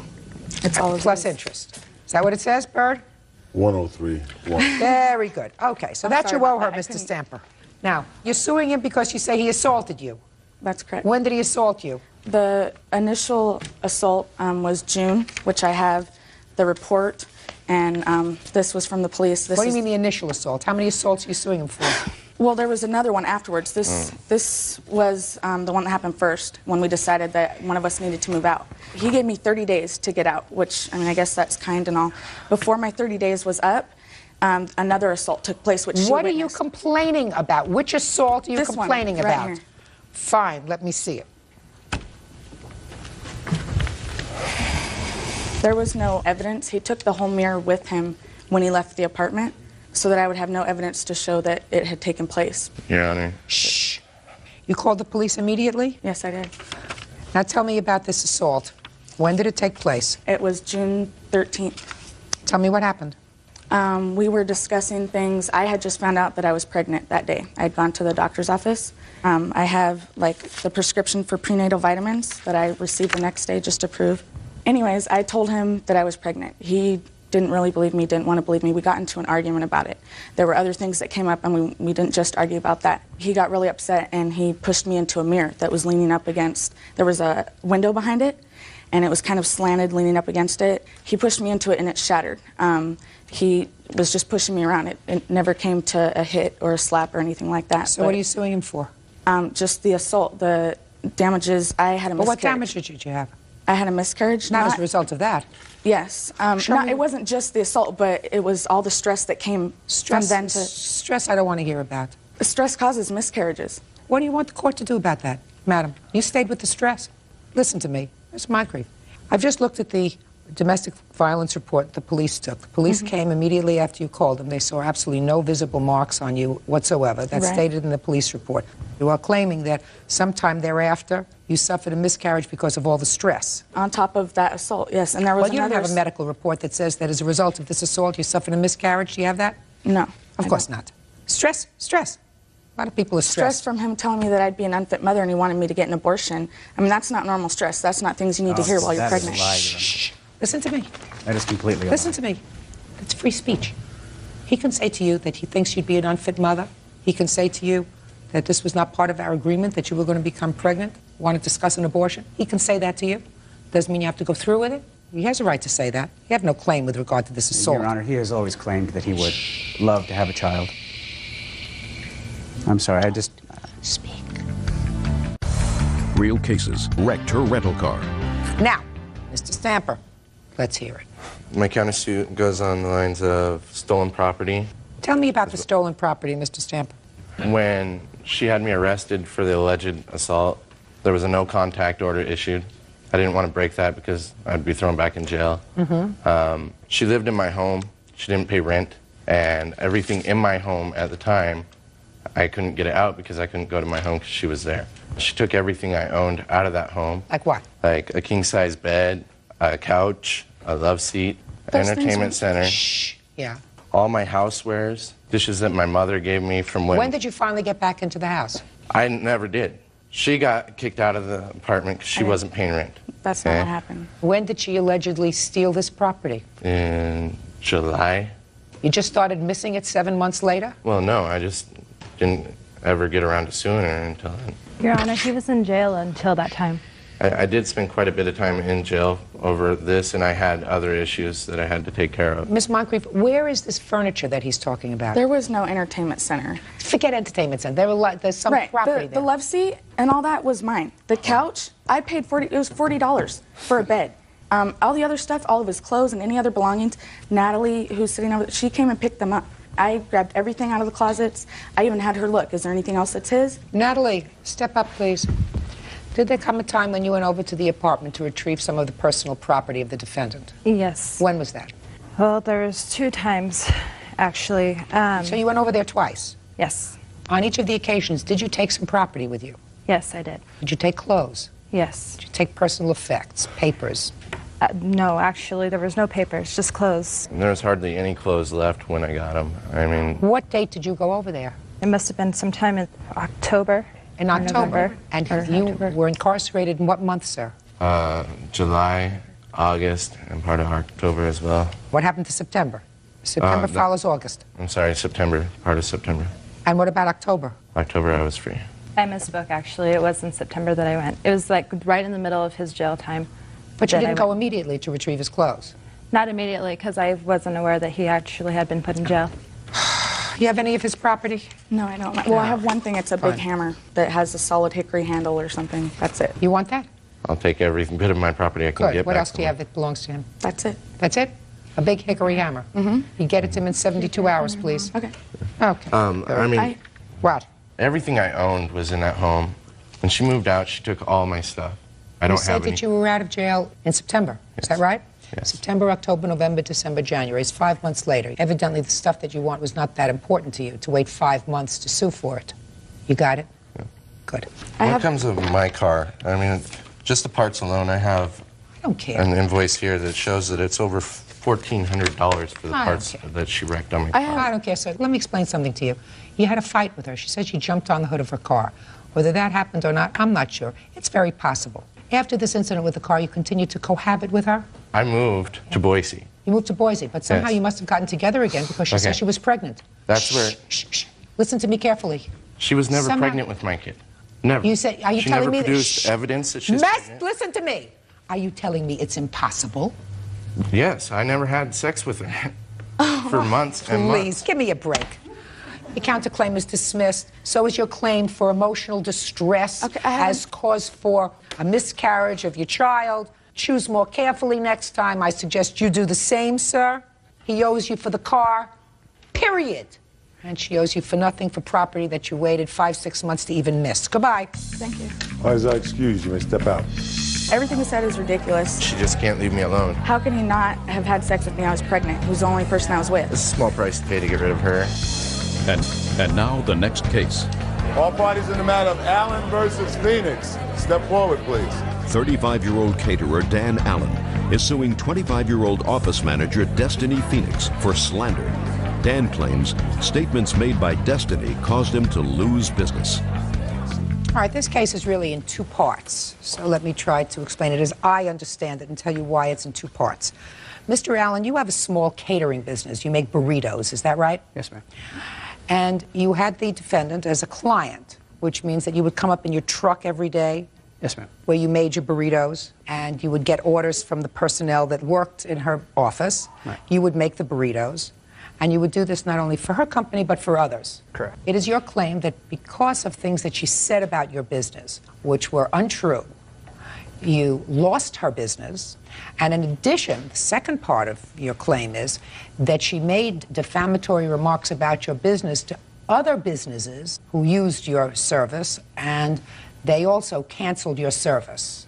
Now, did you have a contract with the defendant? A written contract? We had a verbal contract. And what was the verbal contract, sir? That would be okay for me to come by every day at a certain time to sell my food. So that is a day-to-day operation. You didn't have a year's contract with her, or a 6-month contract with her, so she could say to you, I don't want you to come into the place anymore to sell burritos, or I'm not going to use your service because, I don't know, because we don't like burritos anymore. So she doesn't have to give you any reason whatsoever. That's correct. So the first part of your lawsuit is dismissed. And the second part of your lawsuit is that she made untruthful statements about your little business to other people, therefore causing you to lose business. So you have to establish to my satisfaction, first, that she made the statements to other businesses, and second, that the statements she made were untrue. Do you understand what your legal burden is? Yes, ma'am. Tell me first, what statements can you establish that she made to other businesses that used your service? Sure, I have a witness, Chris Laro, who I've been servicing food to for the past year and a half approximately, and I'm there every day. And I was there about 15 minutes after I was at Destiny Phoenix's business. So he saw me that same day. This is regarding the fact that she said I reeked of beer. He would definitely have noticed that. Oh, no, don't tell me. Step up, sir. Yes, Your Honor. Tell me your name. Chris Laro. Mr. Laro. Yes, What ma'am. kind of business do you have, sir? I am actually a law clerk at a law firm that Mr. Allen services. I am not the witness. I don't believe that he would like to call to prove the defamation. I'm here as a character witness only to prove that I have not seen him ever smelling of alcohol, that he's maintained a professional So is business. what you're telling me that Miss Phoenix never made any statements to you That's correct, ma'am. with regard to Mr. Allen's job? That's correct. Mr. Allen has a written statement from I don't take written statements. Okay. You understand that. You're a law clerk. Yes, ma'am. Are you going to law school now? Yes, I am. What year are you in, sir? I'm in my third year. So you know a little bit about hearsay. Yes, I do, Your Honor. And what are written statements? They are out-of-court statements offered for the truth of the matter asserted. Correct. And according to the rules of evidence, sir, that would be inadmissible. Is that right? Yes, it would. Thank you. So far, you're halfway to passing the bar. Mr. Allen, do you have any other proof, sir, that the defendant made statements to any other business which were untrue, which caused you to lose business?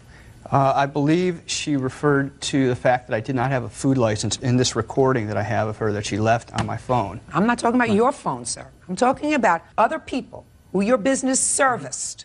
I just have a written statement, and I just have my food license here to prove that I have a food license. You have to be able to establish to me, sir, that the defendant said to a third party something about you that wasn't true, which caused you to lose business. There are certain rules which your witness knows about, which courts will accept an out-of-court sworn statement. What is the reason that that person cannot be here today? He did not want to take off work.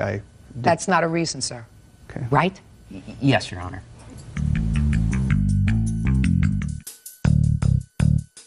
Mr. Laro, anything else you want to say?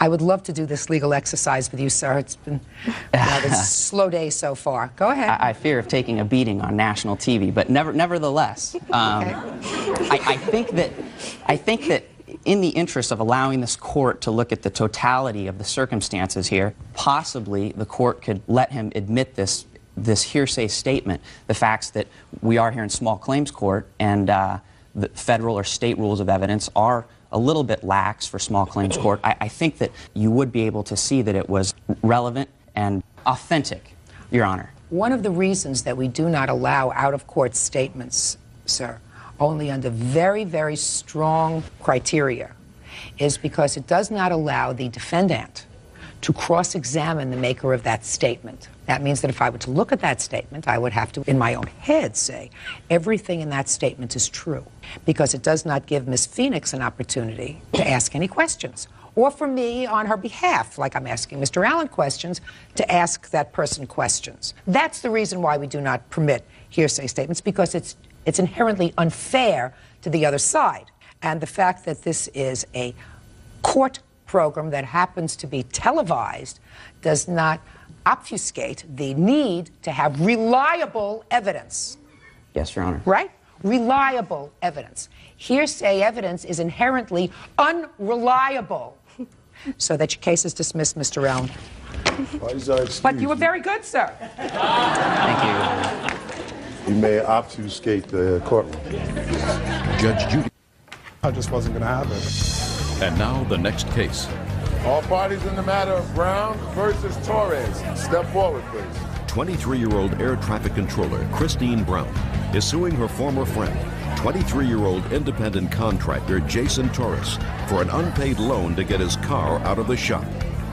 Ms. Brown, you claim a loan to the defendant in the amount of some $434. Yes, Your Honor. That loan, you say, was made so that he could get his car out of the repair shop. The defendant acknowledges that you gave him $434. Is that correct, sir? Yes, ma'am. And says it was a gift that you insisted upon giving him. That's your defense? Yes. Okay. How do you know each other, Ms. Brown? We met about 4 years ago. You were We just friends. And I trusted him. So on March 20th, when we were talking on the phone, he told me that he needed $400 to get his car out of the shop. And I told him the only way I would give him $400 was if he would pay me back that weekend, because I didn't get paid for another week and a half, and I only had $400 in my account. So he promised me that he would pay me back by Sunday, the whole $400. What's the $34 for? That's just a service charge for the Western Union. Where was he living and where were you living? He was living in North Hollywood, ma'am, and I was living on base in Lemoore, California. You are in the armed forces? Navy, yes, ma'am. And he was supposed to pay you back on Sunday. Were you supposed to see him on that Sunday? I was actually supposed to see him on Friday. We talked on the phone Thursday after I wired him the money. He told me he got it, and he told me that we were going to go out on Friday night, and he would have half of the money for me. So I called him Friday night, and he never answered his cell phone. He was never home. And I tried calling him Saturday. I went to his house. His family said he wasn't there. And Sunday came around. I went to his house again. I called him continuously on his cell phone. He never answered it, and he was never on his home. So I went back to the base, and I never heard from him again. Mr. Torres, you tell me how this money was transferred to you, sir. She wired me the money through Western Union. How did she know how much money you needed? Because I had told her when we were at dinner So you were out at dinner. When? Yes. I don't remember what night it was, but we had spoken on the phone. She came down and told me she wanted to see me. She picked me up and we went to dinner. And tell me about how the conversation came about this money that you needed for the car? Well, she asked me where my car was, and I had explained to her that I had gotten in a car accident and that I would be getting my car out of impound. I'm sorry, not impound, out of the shop as soon as I had the rest of the amount, because my deductible was about $1,000, and I only had about $600 of that. Okay, and what did she say to you? She offered me the money. What did she say? She said, I can give you the money. And what did you say? I said, thank you, but no thank you. And then she insisted that what did she say? She said, I insist that you take the money. I would like to help. Okay, and you said? I said, no. And she said? Later on, towards the end of the dinner, she brought it up again and said that I should swallow my pride and not be too ashamed to accept help from a friend. Okay, and you said? And I thought about it, and I said, okay. All right, so she went back, she drew out the money, and she wired you the money. Yes. Now, did you have an appointment to meet with her that Friday evening? No, I didn't. Did you have any contact with her again at all? No, I didn't. Why not? I had tried to get a hold of her. How? Calling her. When did you try to call her? I tried calling her after I had received the money. And you couldn't get her? No, I couldn't. Well, where did you try to call her, at the base? I tried calling her at home. And did you get her an answering machine? No, I did not. How many times did you call her? I tried calling 3 times that evening. You mean to say thank you for the money? Yes. And you couldn't reach her? No, I couldn't. And when did you try again to reach her? I tried the following day. After March 21st, when did you contact her? I hadn't tried for about another week or so. Yeah? And I tried again, and once again, I could not reach her. And then you just stopped calling? Yeah. Why? I hadn't heard from her, and so I figured I'd let her call me. But she was the one who sent you $400. Yes, she was. So you mean after you got the money, you never spoke to her? No, I didn't. I had tried to get a hold of her to speak to her, but I was unable to. You had her home address? Yes, her home address? No, Yes. I did not. Know how to contact her at home? Just through that telephone number. You don't have her address? You don't know what the base that she stays on? I knew it was somewhere up in the morning. It was the first time I had spoken to her in quite some time. She called me up to ask if I'd like to do something. She came down, picked me up, and we got into this conversation. And that's how this came to be. Ma'am, that is true. After a long time, I did call him to see if he wanted to hang out, and that was Tuesday night. Wednesday night was when we talked on the phone. He never mentioned anything at dinner about anything about his car needing $400. It was on the phone that we discussed it. And I told him that I needed it by Sunday, and we did make plans on Friday night to go out. No, we didn't. He is lying about that. No, I'm not.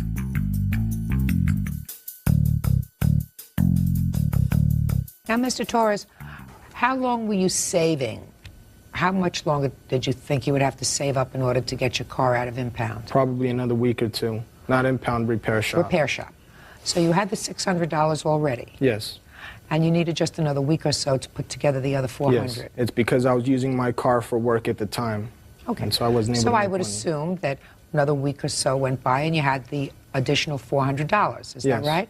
So why didn't you wire her the money back? I didn't have an address to wire to her. I tried to get a hold of her on the telephone, and I could not. Did you try to get her on the phone, say a week or so later, to tell her that you now had the money together? Yes, I did. So that you planned on paying her back? Yes, I did. Perfect. Judgment for the plaintiff in the amount of $434. I thought we'd get there. Thank you. While he's excused, you may step out. 442 on. 18-year-old student Monique Lacey is suing 21-year-old waiter Melvin Marshall for damage to her car resulting from a fight. Melvin says Monique's witness, Malcolm Johnson, started the fracas when he threw a bottle of Hennessy at him. Order. All rise.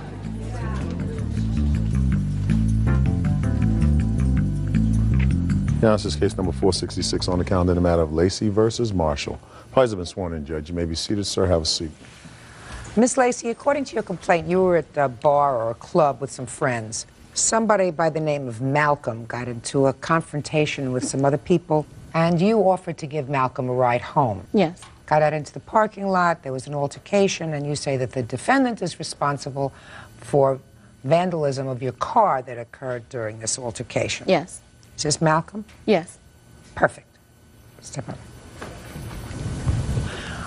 What date did this happen? September 29th of 2001. And who did you go to the club with? I went with Malcolm and also another student named Tom. 3 of you went in your car? Yes. And what happened with Malcolm in the club? I did not witness anything that happened in the club. What happened, Malcolm, in the club? Nothing happened in the club. everything happened as the club was letting out. Well, what happened as the club was letting out? Well, I was leaving. I had seen a female, whatever. She was attractive, so. Stand up straight. And talk to me directly.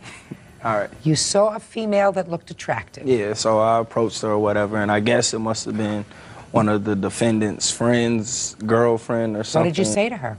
Well, I just said, what's up, you know what I'm saying? A Valentine. Nah, I just said, what's up, you know, stop, talk to her, you know.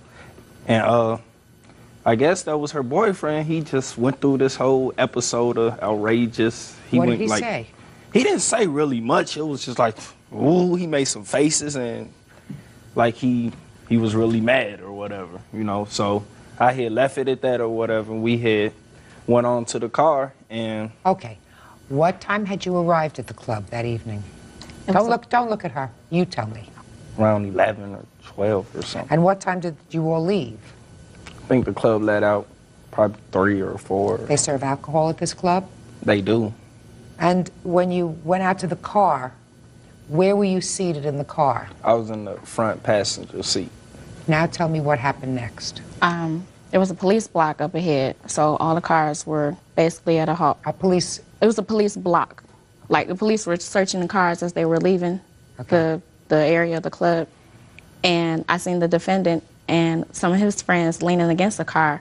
The defendant... Leaning against which car? It was a gold car. Not your car? No, not my car. Okay. Y'all, that's a lie.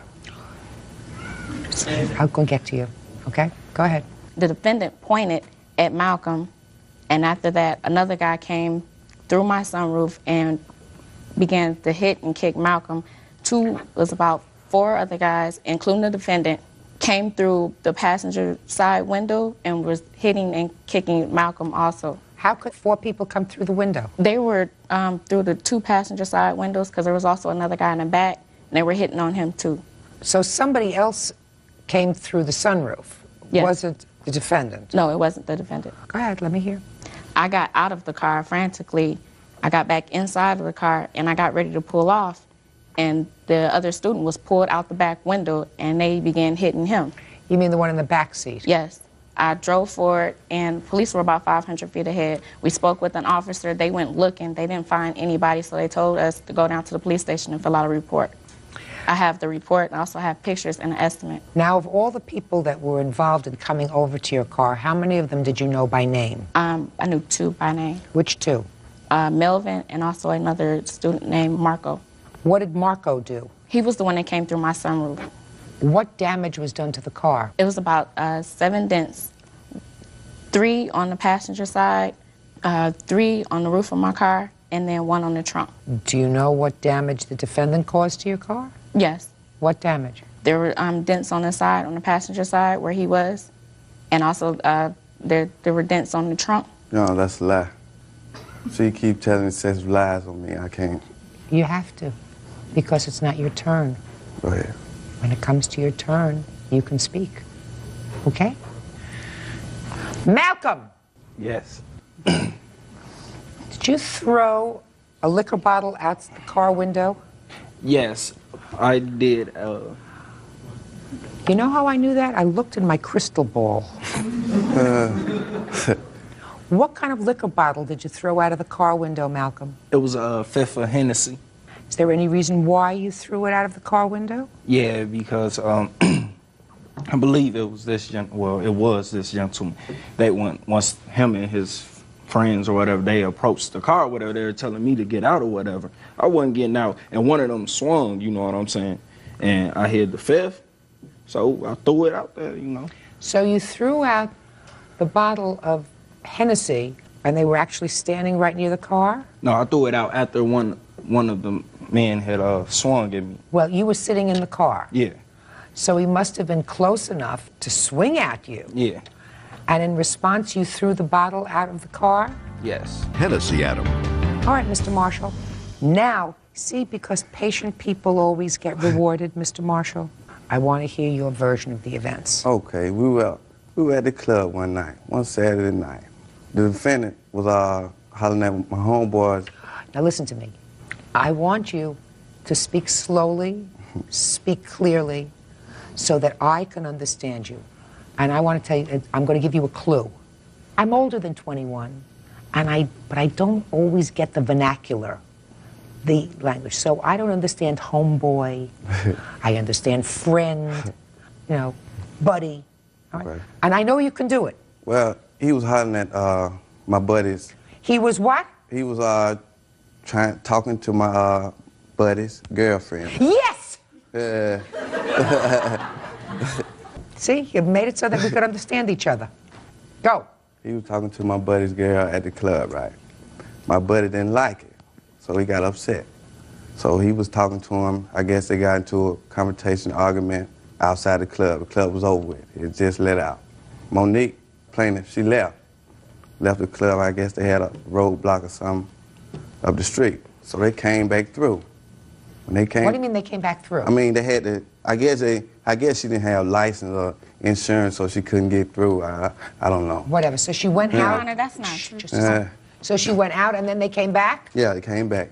Okay. When they came back, plaintiff was running off at the mouth, calling me. Who, the plaintiff was? I mean, She was? Malcolm.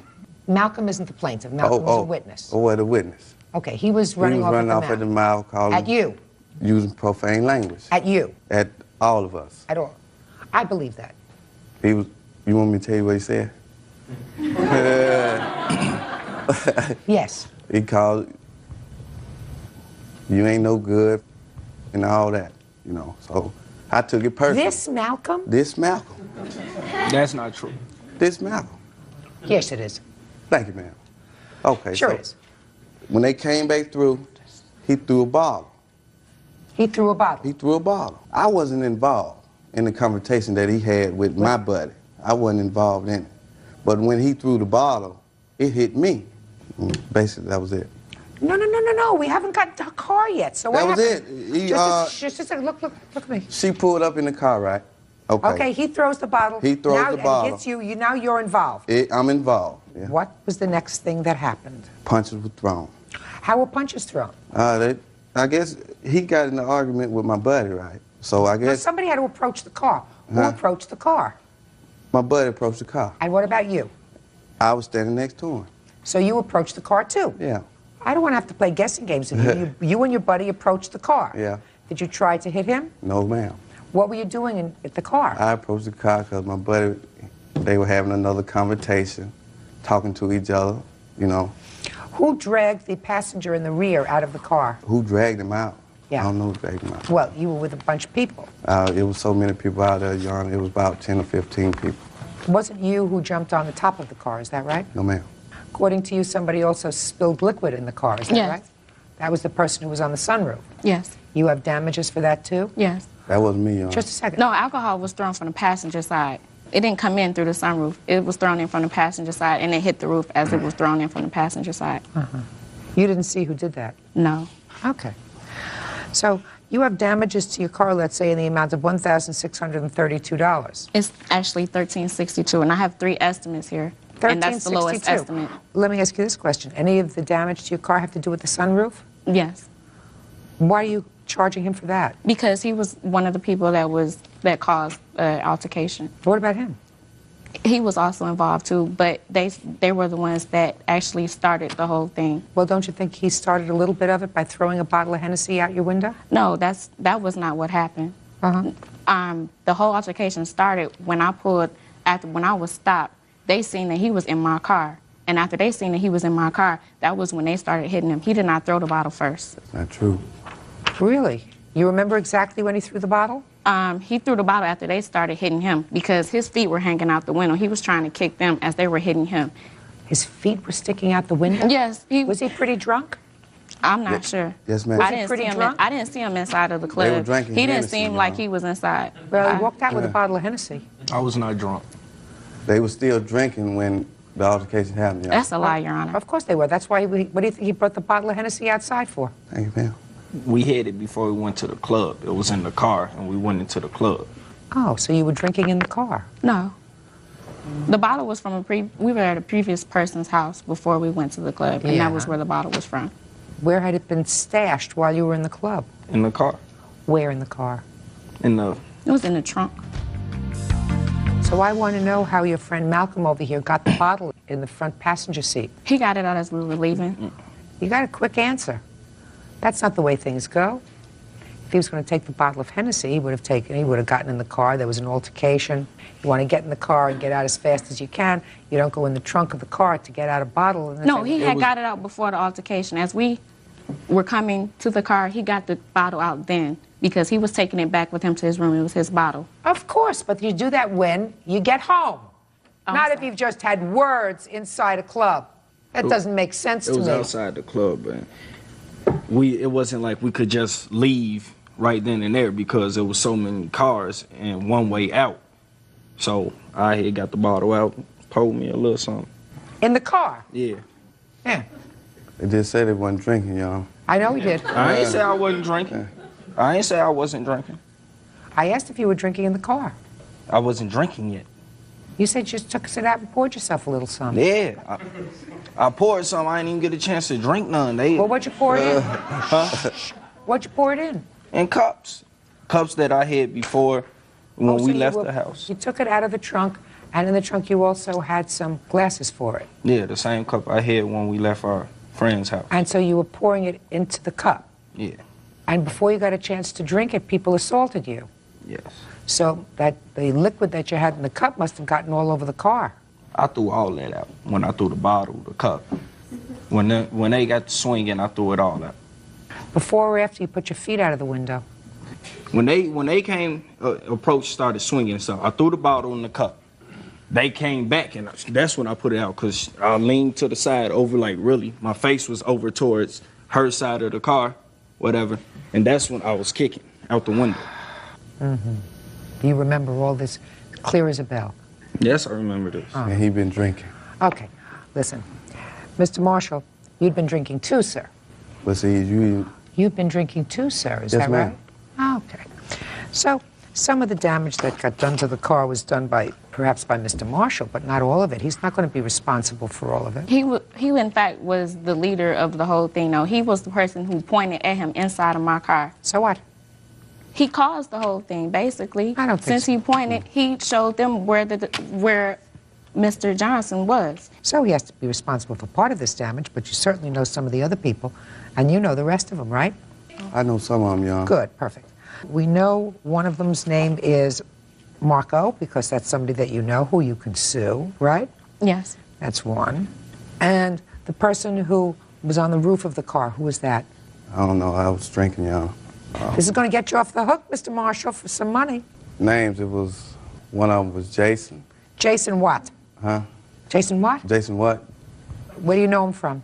I know him from where I'm from. You work with him? Do you know No, him I from don't school? work with him. Just know him. Just know him? Just know him. You know a Jason? No.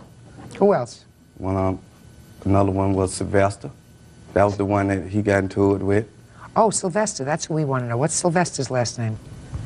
Excuse me, ma'am, he is lying because I spoke with the officer who was there on the point, and he gave me a couple of the other names. I don't know them, but the officer was a person that was from Tuskegee, and he knew a couple of their grandmothers. He knew their first and last names, and Jason wasn't mentioned. I have a police report with names on there. Stay there. Oh, sorry. Thank you. I don't do much, but... That's not true. It was about 10 or 15 people, y'all. You know somebody by the name of Jeter? I know him, yeah. Jeter have a last name? That's his last name. His last name is Jeter? Yeah. What about Tommy? No, I don't know that. Chris? I don't know Chris. Did the person who you got into the fight with in the club about the girlfriend, was he one of the people out of the car? I didn't get into it with anyone in the club. I don't mean fight, I mean an argument. I'm verbal. saying I didn't get into it with anyone in the club. Verbal altercation. On the way outside of the club. Yes, he was out there. What did he do?